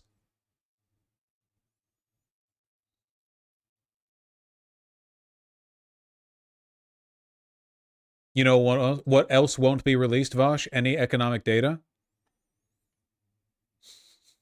What?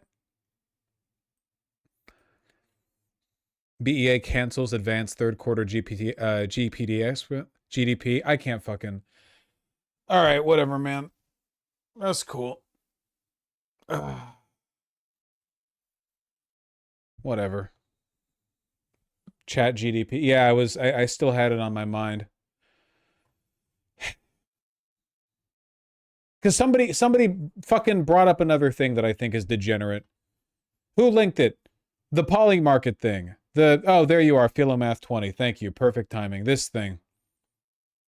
Another thing I think should be banned in its entirety. Polyglobe just got another massive upgrade. Deep State Live's Ukraine war map is now draped directly onto the globe, live and synced with the Polymarket. Shaded control zones, shifting front lines, Russian/Belarusian unit icons, and direction of attack arrows all sitting under your markets in OSINT in near real time. These Ukraine geomarkets confuse people constantly. Is it the city limits, the oblast, enter versus capture all of? Now when you hover a market, we draw the exact area of operation it resolves on and spell out the rule in plain English. No more rule debates, no more guessing what actually settles. The only way to monitor the situation.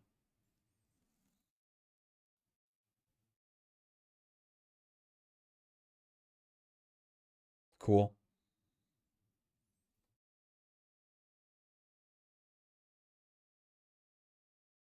That was written by AI? Yeah, probably.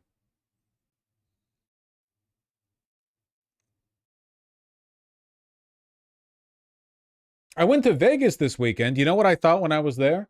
Wow, this is so much less degenerate than DraftKings. It used to be if a person wanted to waste all their money gambling, you had to fly out to Vegas or Atlantic City or whatever. But now people are out there wasting all their money while they're on the toilet. Is there an article that just came out about that? I think I might have retweeted it, but I'm not sure. Maybe I didn't. Was it from the New York Times? It was 3 people. It was the wives talking about how their husbands were secretly maintaining separate banking accounts. This one? Ah, you people are so helpful. The Atlantic. No. It wasn't this one. It wasn't this one. You owe me $9,000 because you blew the game. I need you to send me that money or I'm going to find your family. Me to you guys when you don't donate. Come on, where's that article? I know you guys can find it.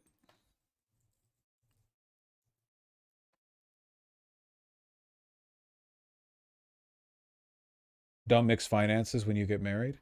No, you can't do that. If you're getting married, you have to mix finances. That's the whole point. Just vet the people you marry. Can anyone? No, you don't. No, you don't. What's the point of getting married?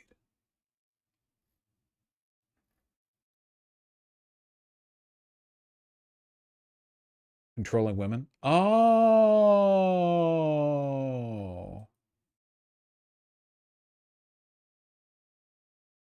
Can nobody find me this article? I swear to God it was from the New York Times. New York Times. DraftKings. Gambling. Come on. Tools. Anytime. Past month.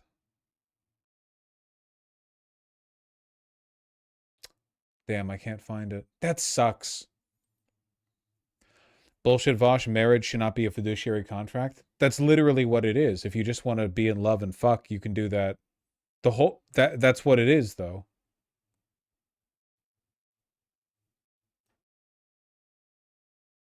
Nah, dudes are dumb. My mom had a separate bank account, credit card, car insurance, etc.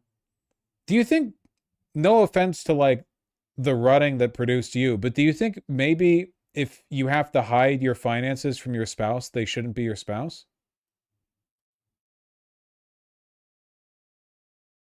Like, I don't know. That seems kind of...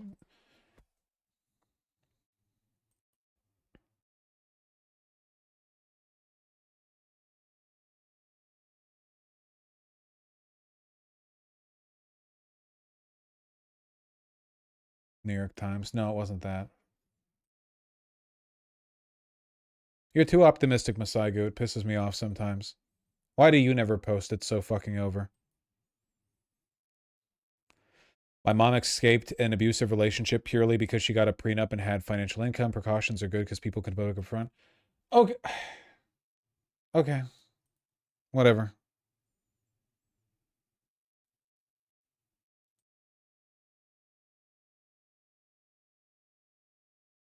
Why the fuck can't I find this?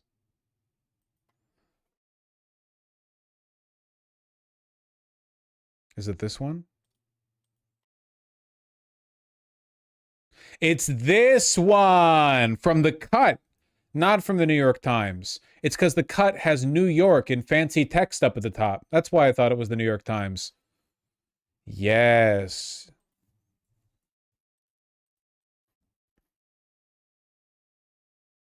This one was fucking rough. When your husband spends $300,000 on DraftKings, 4 women and how sports gambling turn their relationships upside down. It's not as whimsical as my pronunciation might suggest.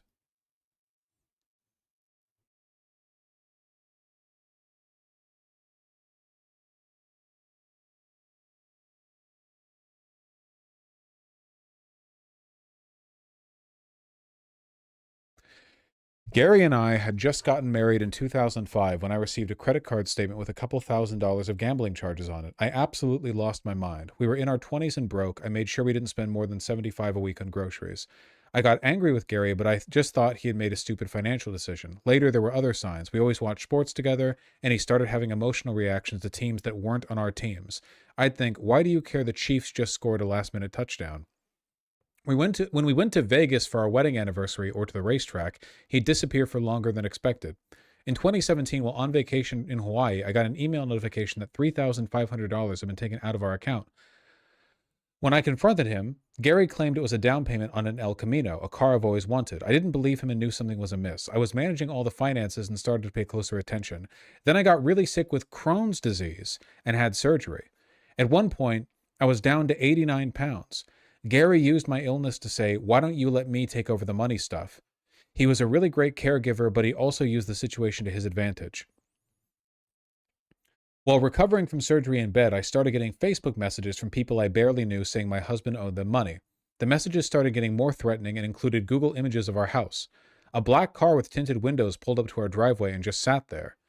At one point, $30,000 disappeared from our account. Gary tried to blame it on his company needing him to front them money. I said, that makes no fucking sense.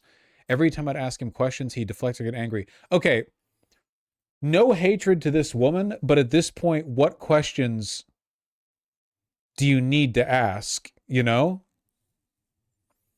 I had a hunch it was sports betting. Really? Since money would go missing and then it would come back. But it was hard for me to keep track of everything because he was changing the passwords to our bank accounts. Man, okay. I'm not victim blaming her. However, sometimes when you read stories like this, I feel like I'm watching the side character in a horror movie. Oh, you saw something outside the window and there was a weird whispering noise and there was like a pentagram drawn in blood in the basement. No. Go on ahead. Go and walk outside without a flashlight or a phone or a weapon. Yeah, no, it's it's just the fucking neighborhood kids playing a prank again. Billy, you goddamn rascal. Get over here. Ah! Yeah.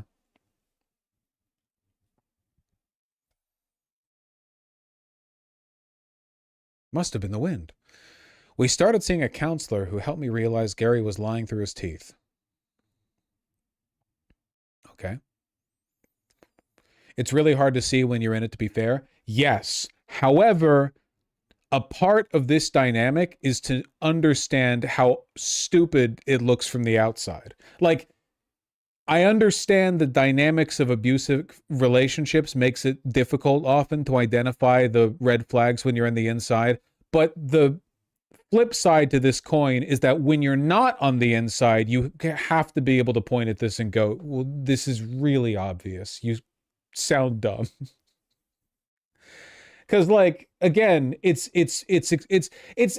like, you know, the low stakes version of this where you have a friend like in college and he's with a girl who's awful to him, but he's so enamored by her and the pussy that he'll make up the dumbest shit to defend her. And at a point you can't say like, listen, I understand it's difficult for you to perceive that. Like you have to, you're being a fucking moron. Shake, shake, shake, shake. Like, it does look ridiculous from the outside. I'm not hating. I'm just saying, bro, yeah, bro, wake up, Samantha.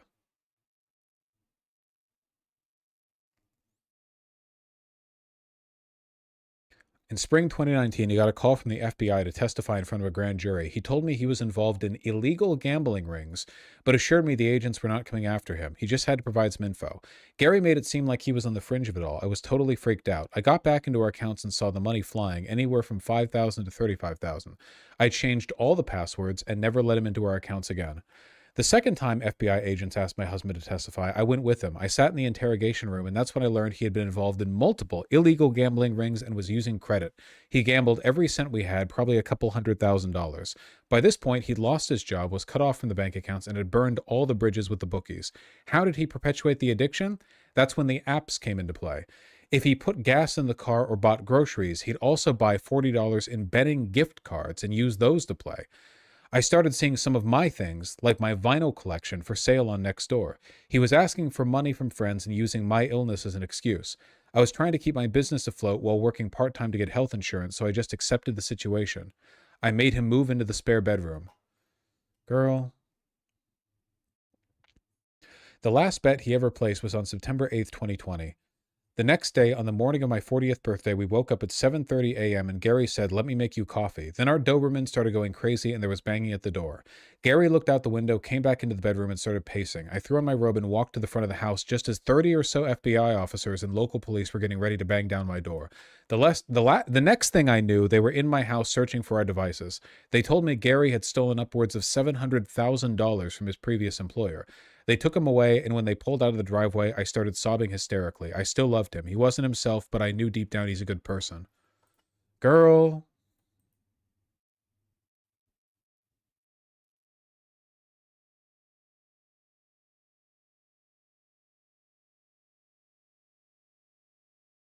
Many such cases, yeah. Gary ended up serving a little over 11 months in prison. Just 11 months? For stealing $700,000 from a previous employer and also hundreds of thousands from his wife? That's crazy. White guy? Yeah, maybe.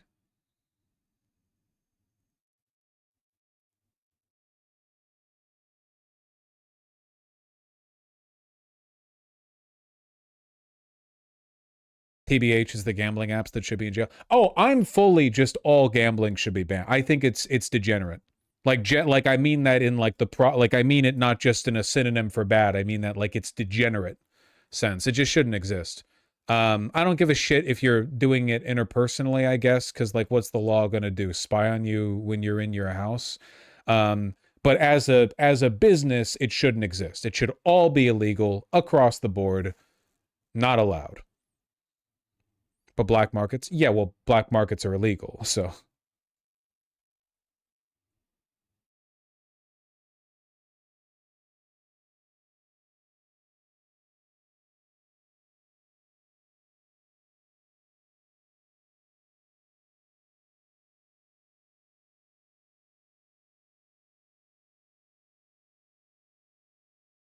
Oh, this one's a much shorter story.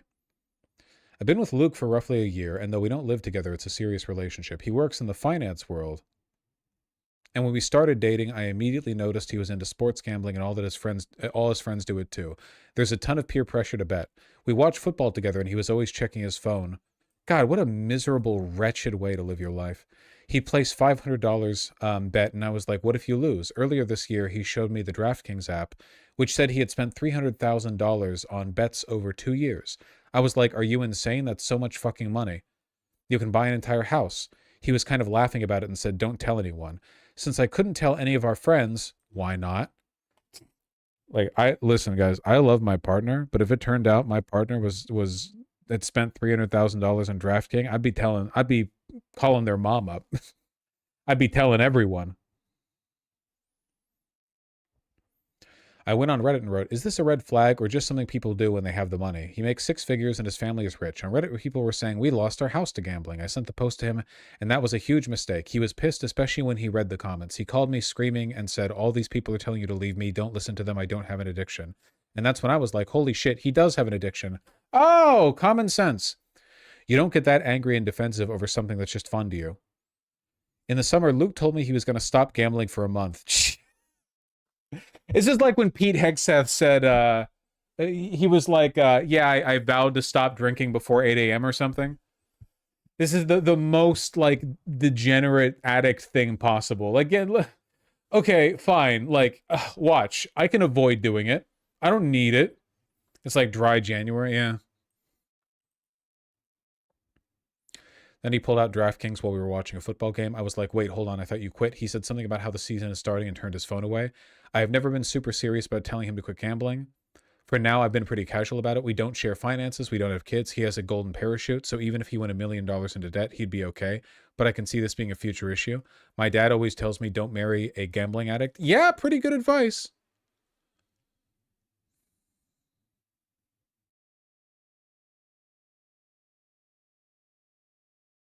This one's a yapper.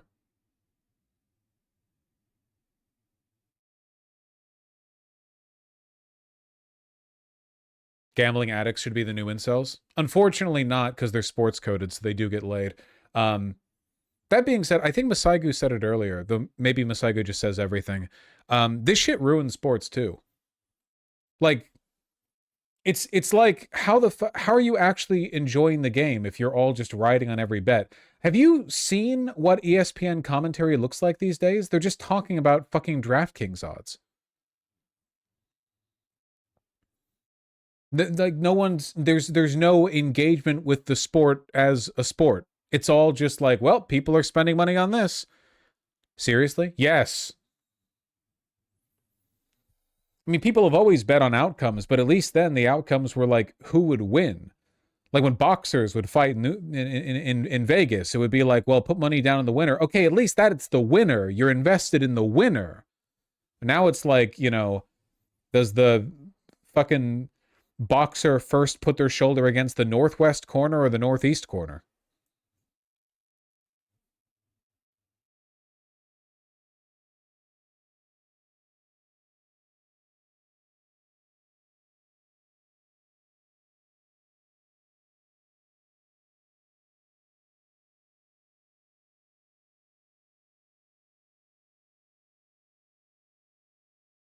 Young men are becoming the loudest critics of legalized sports gambling. They're just losers who don't have the money to bet.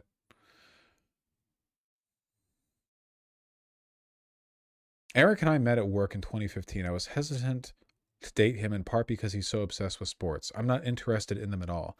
I thought sports betting was something casual Eric did with friends like, Dave, here's 20 on the Knicks.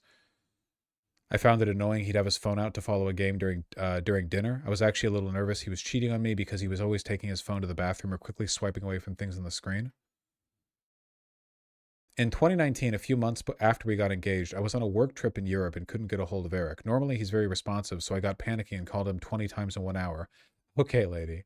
I thought, oh my God, he's totally at some girl's house right now. Eric called me back shortly after and said, everything's fine. I got a new therapist and was in a session.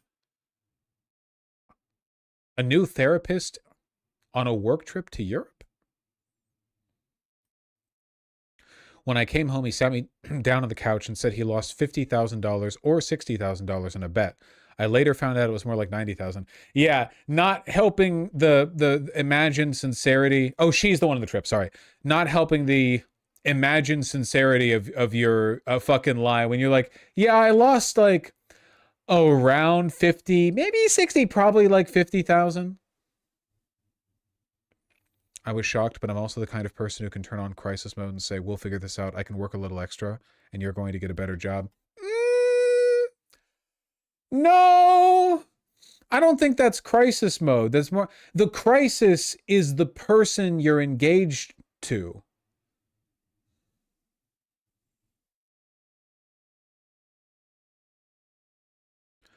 Then in April 2020, Eric got furloughed. I became the sole source for income. I prioritized paying his gambling loans because they were higher interest, and I put the bare minimum on my credit cards.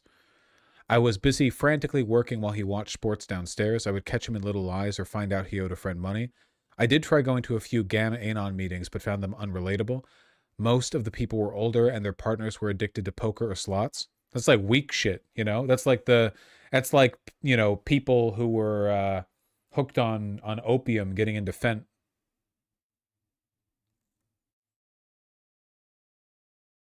Soon after we got married, I was certain. Why'd you marry him? I was certain he was going gambling again. He was distracted, distant, hiding his phone. I sat calmly in bed and said, I know you're gambling. He initially denied it, and I said, show me your bank account. He gave me his laptop, and that's when I discovered it wasn't a few mistakes. He'd been constantly gambling every day for years on end. He had bank accounts and loans I didn't know about. He was converting money into crypto and betting offshore. I downloaded a copy of all of his transactions and realized, holy shit, he was gambling throughout our wedding day. Throughout our honeymoon, he gambled something like $70,000. The next day, Eric was actually incredibly relieved. He'd been carrying the secret for years, and now I finally knew. But at this point, I realized I needed to protect my own finances and be way more strict about giving him money. Girl, I don't get this shit at all, man. I don't understand.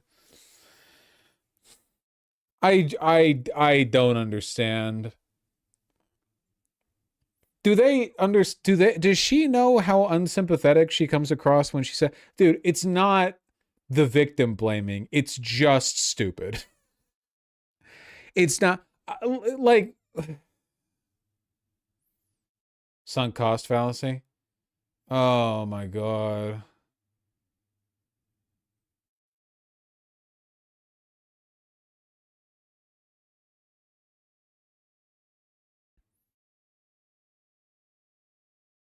I made him get a post-nup. I changed the passwords in his accounts. I'll never know exactly how much Eric has bet. He's relapsed multiple times, but he's essentially run out of any source of money. He will go into debt. He will borrow money and then spend it. He's had gigs here and there, but he doesn't have a steady job. He's destroyed his credit and been blacklisted from loan companies. He's got around $300,000 to pay off. Initially, I told him he had to go to GA meetings, but I realized he was just checking a box. What I've come to realize is that the only person who's ever going to know what's happening is him, and the only person who can ever decide to get sober is him. Why won't you leave him? I don't understand, man.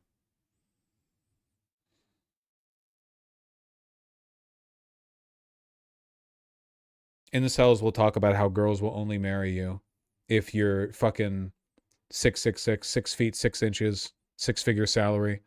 Meanwhile, the actual women's beauty standards have gotten out of control. Meanwhile, women are like fangirling over Charlie from Smiling Friends.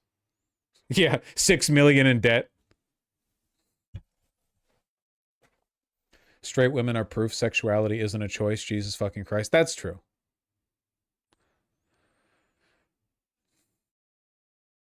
Read the last sentence. She says she's 50-50 on leaving. Well, kind of. She kind of says that a little bit. Also, I don't know. I'm putting this in my bucket. I'm victim blaming. I'm putting this in my bucket of we all need to be a lot more ableist and elitist now, in that we need to start holding the people we know to higher standards. You know?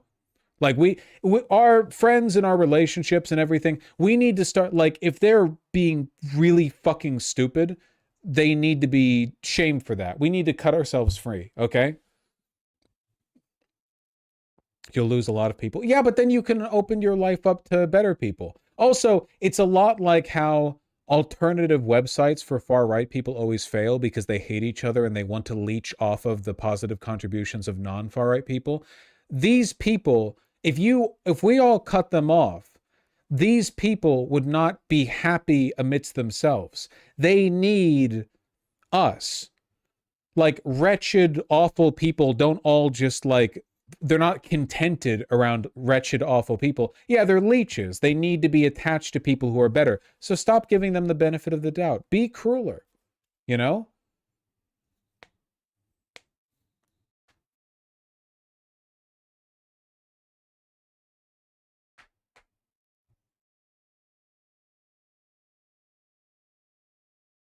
Be cruel? Yeah.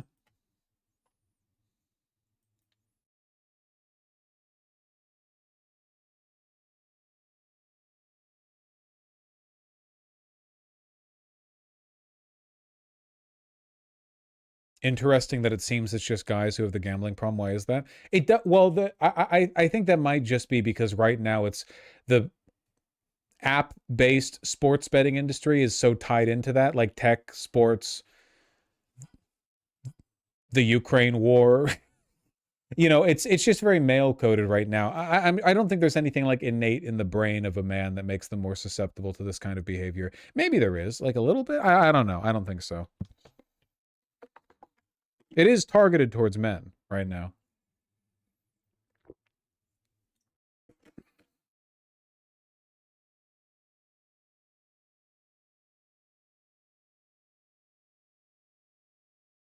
There's grannies on the slots. It's not just men. Yeah. But that's traditional gambling. I'm talking about this, you know, app betting shit.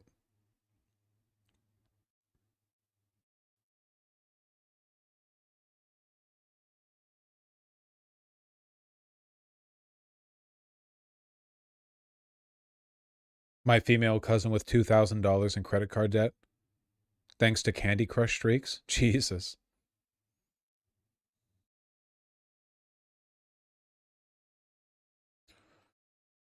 Shows people who are addicted to gambling are typically less developmentally and thus would have a male lean into it until around the age of 30. Well, I don't know about that necessarily. I do think that being an addict of any kind is probably going to come at the, you know, the cost of your mental well-being, right?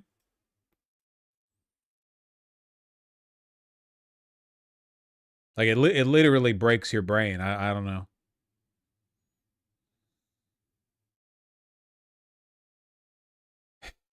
Have you seen the video of that lady who said she'd spent $4 million on slot machines and that she enjoyed every moment of it?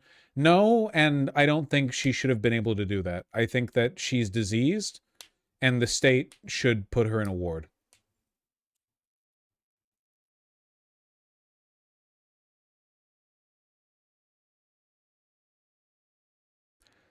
I recall you once saying there should be a sin tax and stuff like gambling, and the more time goes on, the more I tend to agree. Well, now I don't even think it should be taxed. I just think everyone running these apps should be, like, arrested. Why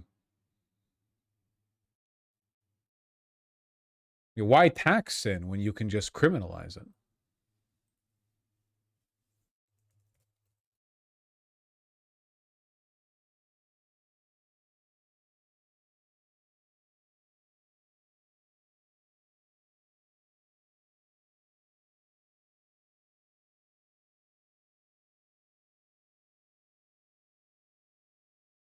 Have you been paying attention to 3I Atlas Comet? NASA has been acting strange. What are you talking about? Vosh, we tried this with Prohibition. It didn't work. But what are you talking about? Gambling is illegal almost everywhere in the United States. And the app-based gambling, you can just ban the apps. Like, we're talking about getting rid of big institutional stuff that requires access to larger betting pools. You can crack down on that pretty easily. Whereas alcohol, you can ferment in your toilet.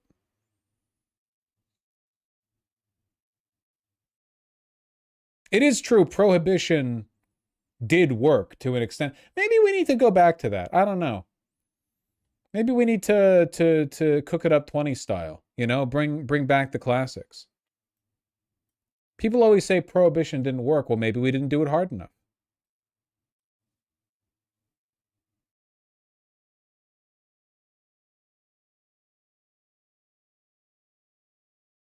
It did drop alcohol consumption by a huge amount that lasts to this day. Yeah.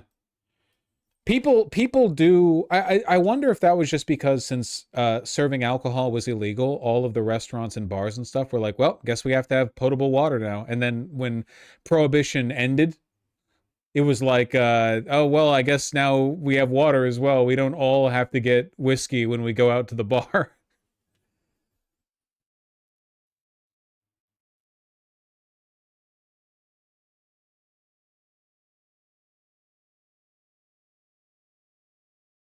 I probably would have supported Prohibition back when it was actually done. When you actually read into, the motivations for Prohibition, it was pretty, like, every guy back then was always drunk and raping his 16-year-old wife. Like, that's barely an exaggeration. It was really bad. So one of that's the main reason Prohibition was mostly like a women's led movement. It was like a moral, you know, like because they wanted to reduce the rape and the domestic abuse and so on, which it did. Banning alcohol did do that. Was that just an American thing? No, but well, probably not, but I don't really know much about it in the context. I don't have the comparative longitudinal data in other countries. Alcoholism is still less common in America than it is in basically all of Europe, though, so.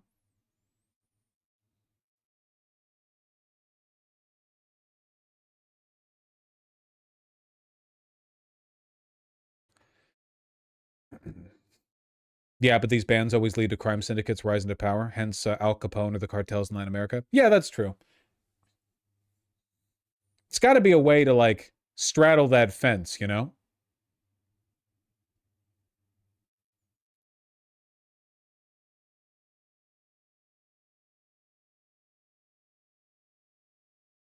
Do you think the increase in gambling may be linked to financial doomerism, like it's the only way to make it? Probably, yeah. Everyone knows that if you're born into the lower half of the income distribution, the odds of you making it out of there are pretty much entirely based on, like, can you become a hit Twitch streamer, an OnlyFans model, or get lucky with crypto or whatever? Like, people don't really believe in hard work or, you know, working your way up in the company anymore, which in fairness, they shouldn't, because that shit's fake. So people are probably, like, more and more desperate for these, you know, for these long shots.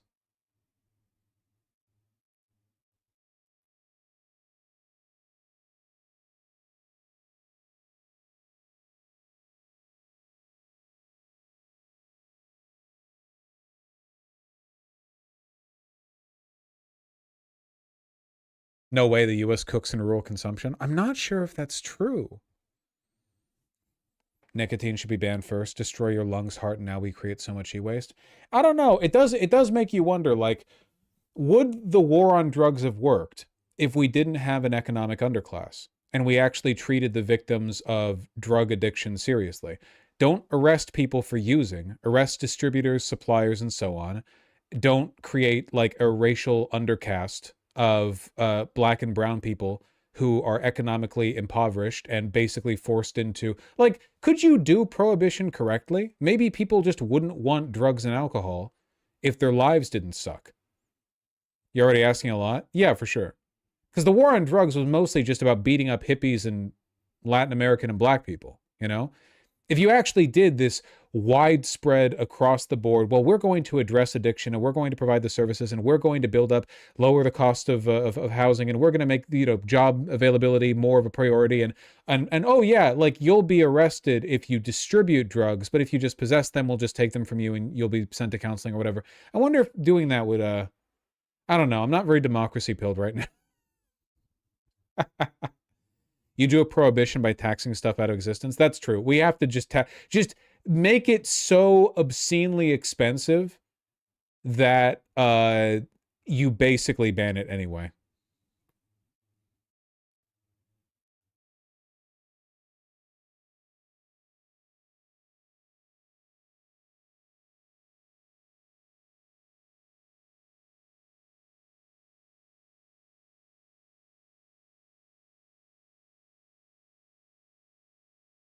Overtaxing will just cause more debt, TBH. Well, that's why we also have to make all loans illegal.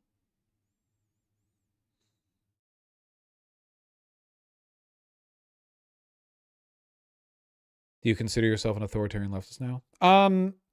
First of all, fuck you for drawing this association, okay? Because when people think authoritarian leftism, what they think of is like Stalin-era social democracy, but with a few extra million dead because of retarded agricultural policy. Authoritarian leftism is when your housing policy guys are on board, and then your agricultural and secret police guys are like, yes, sir, we're going to fuck this up for everyone, sir.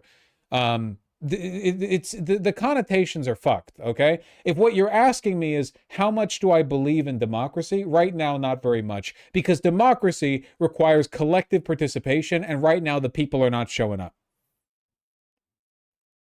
And I don't just mean that in terms of voter turnout. I mean in terms of actual civic engagement. And it's not just people's fault. It's also like if people are uninformed, how can you expect them to make a good choice? The media is all complicit. 5 people own all media. Whatever.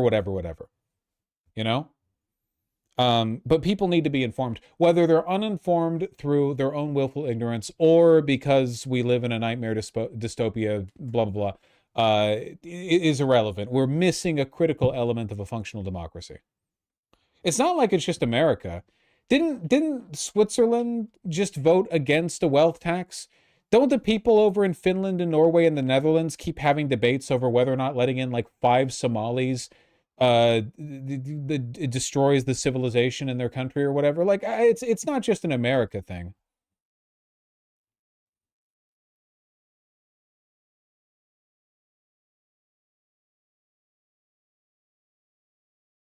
Time to support voter ID law and voter literacy tests. I am coming around. I'm getting oh shit.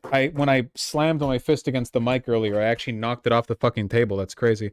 Hold on. I'm like trying to okay. I have to like do the thing. I'm getting Fuentes pilled, man. Don't take that out of context. I think we should have literacy tests. We need literacy tests. They'll never win an election again. Not just the US either. It is true, and it's very important to understand this. It is true that if you're the kind of person who goes, ugh, fucking stupid Americans, you're part of the problem. That is a low IQ American opinion. If only we could be like those European countries. They're so much more enlightened and so much less racist and stuff. What the fuck are you talking about? No, they're not. That is a low IQ opinion. Okay, I'm putting the thing back on. I'm almost got it. Sorry, I've been twisting the thing. There we go. Okay. Let me just get the cable back in its correct place. Not knock that over. Ideally. Okay. Did we do it? I thought my microphone was weirdly lower than it normally is. There we go. Jesus. Oh, hold on. Now I need to shift it over an inch. It's just a little bit off. It's just a little bit.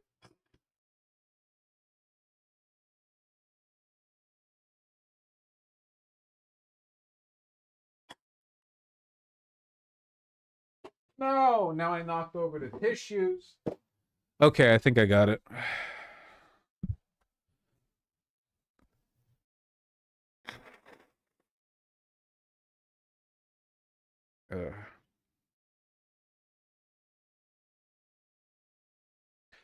In Europe, because the parliamentary system, only 20 to 25% vote for the fascists. Yeah, okay, buddy. Take a look at the next German and UK election results and come back to me with that take.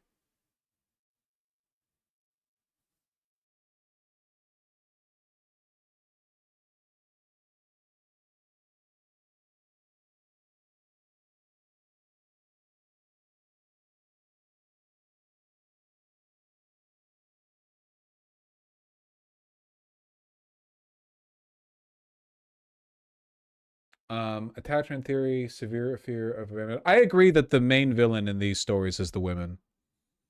Because they're dumb. Or whatever it is you said. No, for real.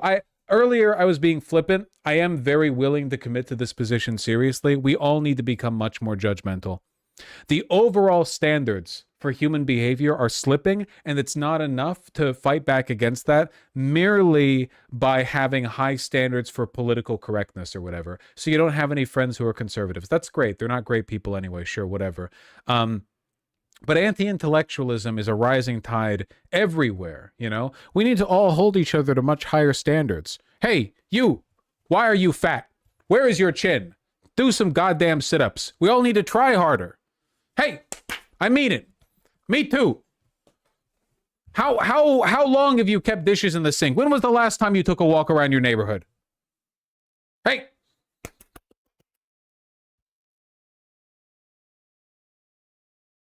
Turn everyone into Asian grandmas. At least they get stuff done, you know? They're fucking 95 years old and still giving people shit. We need to be more judgmental. I mean it. Everyone, people mold themselves to what is accepted within their environments. Very few people have that have the will required to not do that. You know, overwhelmingly, people are conditioned to make themselves appealing to the people around them in some form or another. So we need to make sure people understand that they can only be appealing to us if they hold themselves to rigorous standards, you know?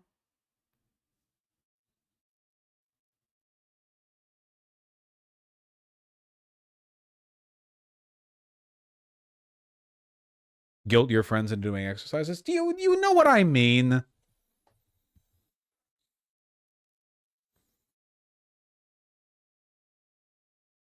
We need empathy more than anything. Yeah, but the problem is the people who need empathy aren't going to get it because you tell them to. But those same people could be forced to self-improve if they lost their relationships because they were stupid pieces of shit.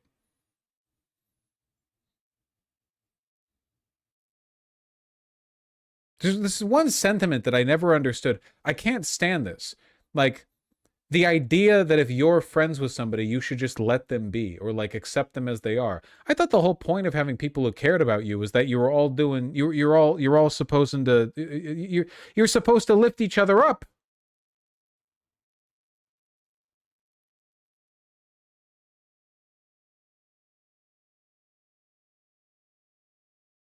Yeah, just don't enable people.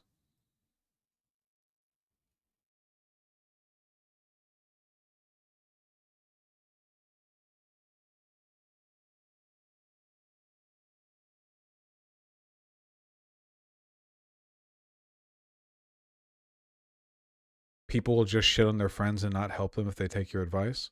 I don't think that's true.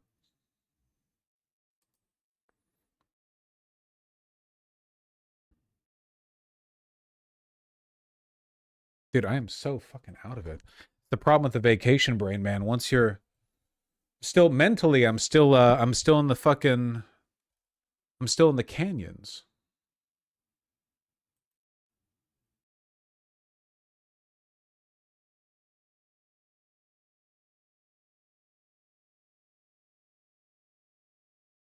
Such a streamer argument.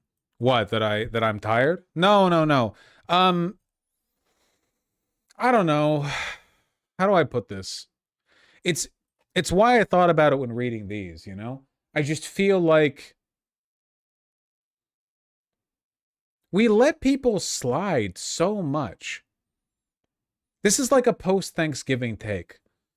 From the parents to the uncles to the shitty kids, no one has any standards for anyone else. Everyone just goes outside, experiences 57 unique incidences of antisocial behavior, and then they seethe about it when they get home. Nobody owes anyone anything. Nobody believes that they should improve for the benefit of another. Everyone's like, what about my problems? What about my life? Everyone's got low standards. No one feels the need to improve on themselves or push anyone else to improve.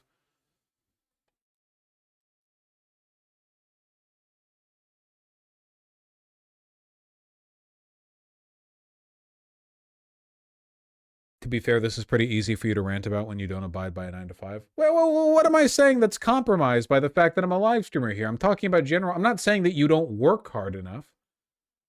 I'm saying that when you're like within your social circle, whatever that means to you, we should try to hold each other to, you know, higher standards. All of these are to varying extents stories of women willfully ignoring red flags because they're terrified of losing their husband or in one case their fiance, which is insane. I don't know.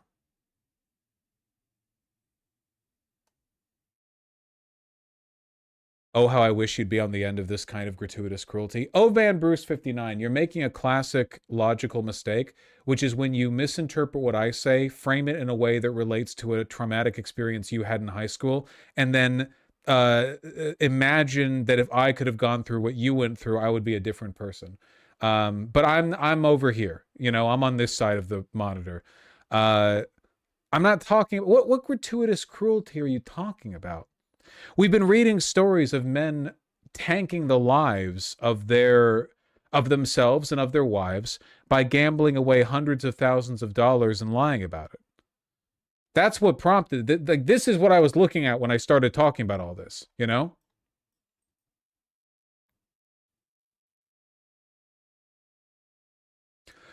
I agree, but it's important to realize that if you cut people off because they're addicted to gambling or because they aren't leaving an abusive relationship, whoa. I would never say you should, well, hold on.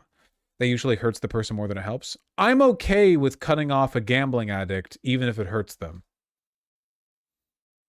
Like, there's not, like, you know, you don't have to stay on a sinking ship. You don't have to tie the anchor to your own ankle.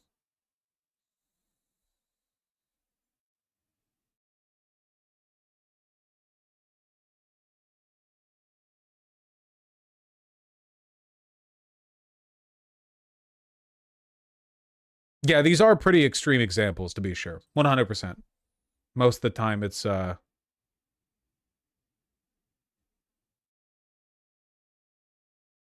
little more subtle than this.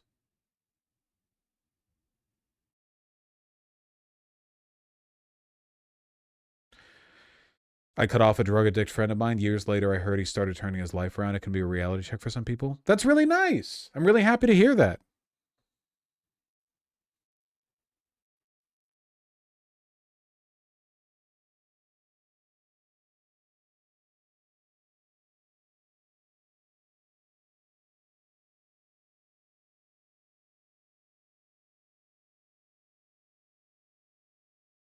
I would leave someone who spent more than $5 on Marvel Rivals. Doesn't Marvel Rivals have some insane goon skins?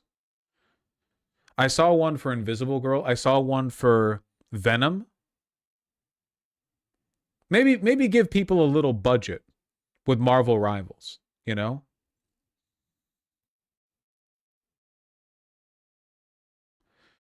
Especially for Venom. Why are you all surprised about Venom? Dude, gay men go crazy for Venom. They fucking love Venom. The leather daddy gay archetype, they love that shit.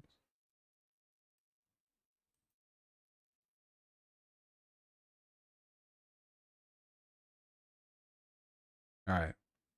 Well, anyway, we've been in a sort of disorganized, uninterested fashion, rambling for a while now. I was gonna get back into it properly tomorrow. I still think that I am. I am going to take off. I'm dipping my toe back in. Tomorrow we're actually gonna cover news and stuff. Get well soon. I feel fine. I just have a lingering cough sometimes. Example of an ad of Marvel Rivals Venom. That's pretty cool. Can I say something, though?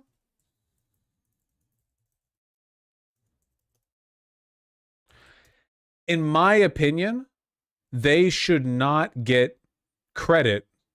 1 second. They shouldn't get credit for the equal opportunity gooning until it's actually equal opportunity. All of the women are like muscly, big-titted, big-assed blondes. And it seems like all the guy goon stuff gets dumped into the joke Venom character. Like, maybe there are some other hot skins for guys, but they're really playing up the goon stuff for the women. And, like, okay, it's funny to give the bubble butt on Venom because Venom's already, like, a goofy guy. You know?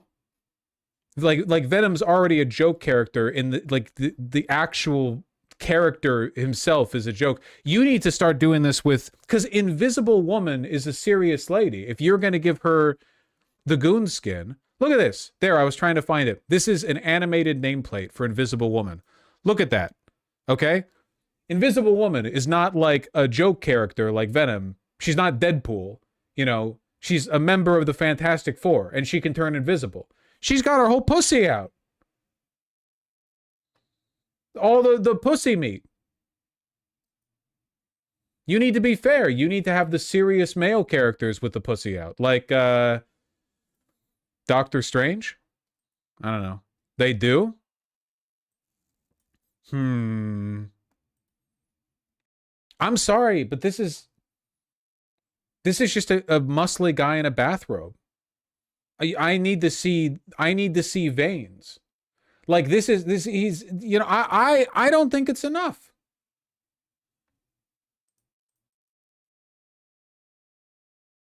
He's showing less skin than Namor. He needs a thong. No, stop. This is so unfair. Stop. Okay? What he needs, and I'm being serious, is a big, fat, jiggly, well-defined cock and balls that moves around when he walks. Because that's what they do with all the women. You know how weird it is? Because listen, when anime games are like gacha games are designing a female character that's all boobed up or whatever, they don't just give her a ridiculous revealing outfit. They also stack her the fuck up. It would, you know what, honestly, it would look kind of weird if you got like a ridiculous anime booby outfit but put it on a woman with completely ordinary proportions. Like, no tiny hourglass waist, no giant ass and tits, just like, oh, that's like a normal athletic woman physique. And it's like, why is she wearing that, you know? He's more sexualized than the woman who has the pussy out. You are delusional. They gave Emma Frost thigh jiggle physics. Mm-hmm. That's, yeah, 100%.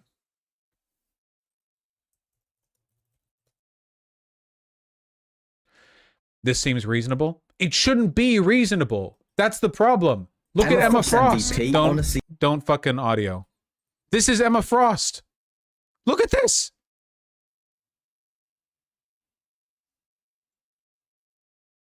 It's not just the outfit. They stacked her the fuck up. They need to give Loki's package some real volume. Nobody ever draws guys. I've done this rant before. Fuck, I've done this rant before. No one ever draws guys cool and sexy. They draw women cool and sexy. Emma Frost looks cool and sexy, okay? Cool and sexy. Because, like, you would want to fuck her, but you would also think, like, oh, but it'd be cool to, like, you could imagine, like, well, could you be her and be cool? You know, like a cool and like in a comic fighting way. Sure, yeah, okay. But like with men, they're like, you either make them sexy or cool.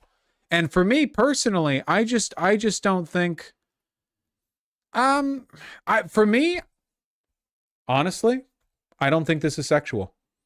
Okay, so he's wearing trunks and a robe. Go to a fucking hotel. Oh, he's ripped? Yeah, every guy, they're superheroes. Every guy is. I don't think this is sexy.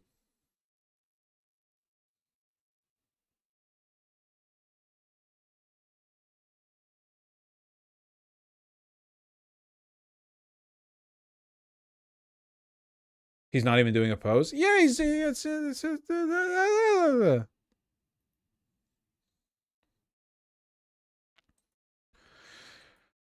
why should any of them be sexy regardless of gender? What are you talking about? Why do you want to make the world worse? Why is everyone but me crazy?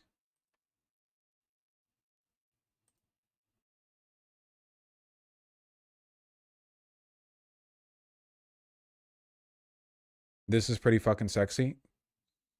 Trundle? Okay. The design here is not sexual in the slightest. The only thing going for it here is the whole loincloth draped over apparently non-existent cock and balls while you sit in a chair. People go crazy about that. Men, women, everyone goes crazy about that. Because you're like, ooh, let me lift this, you know. It's but that's just the pose. I'm talking about the design. I mean, the pose is part of the design, at least within the image, but here's the Punisher's skin. No, see, this is what I mean, man. Do you guys think that WWE wrestling appeals to the female gaze? He looks like Tank from from Left 4 Dead. Literally, where's his dick?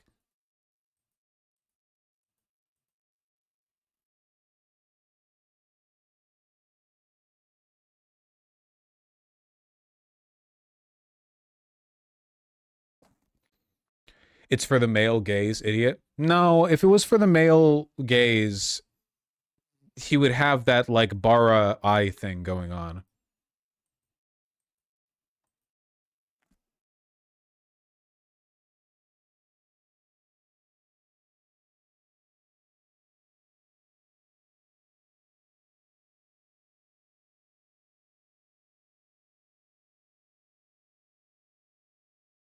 Well, anyway. So I did say I was going to go. To everyone who donated, I don't feel quite as bad about not reading the donos right away because there are donos from over the past 8 days that I have to read anyway.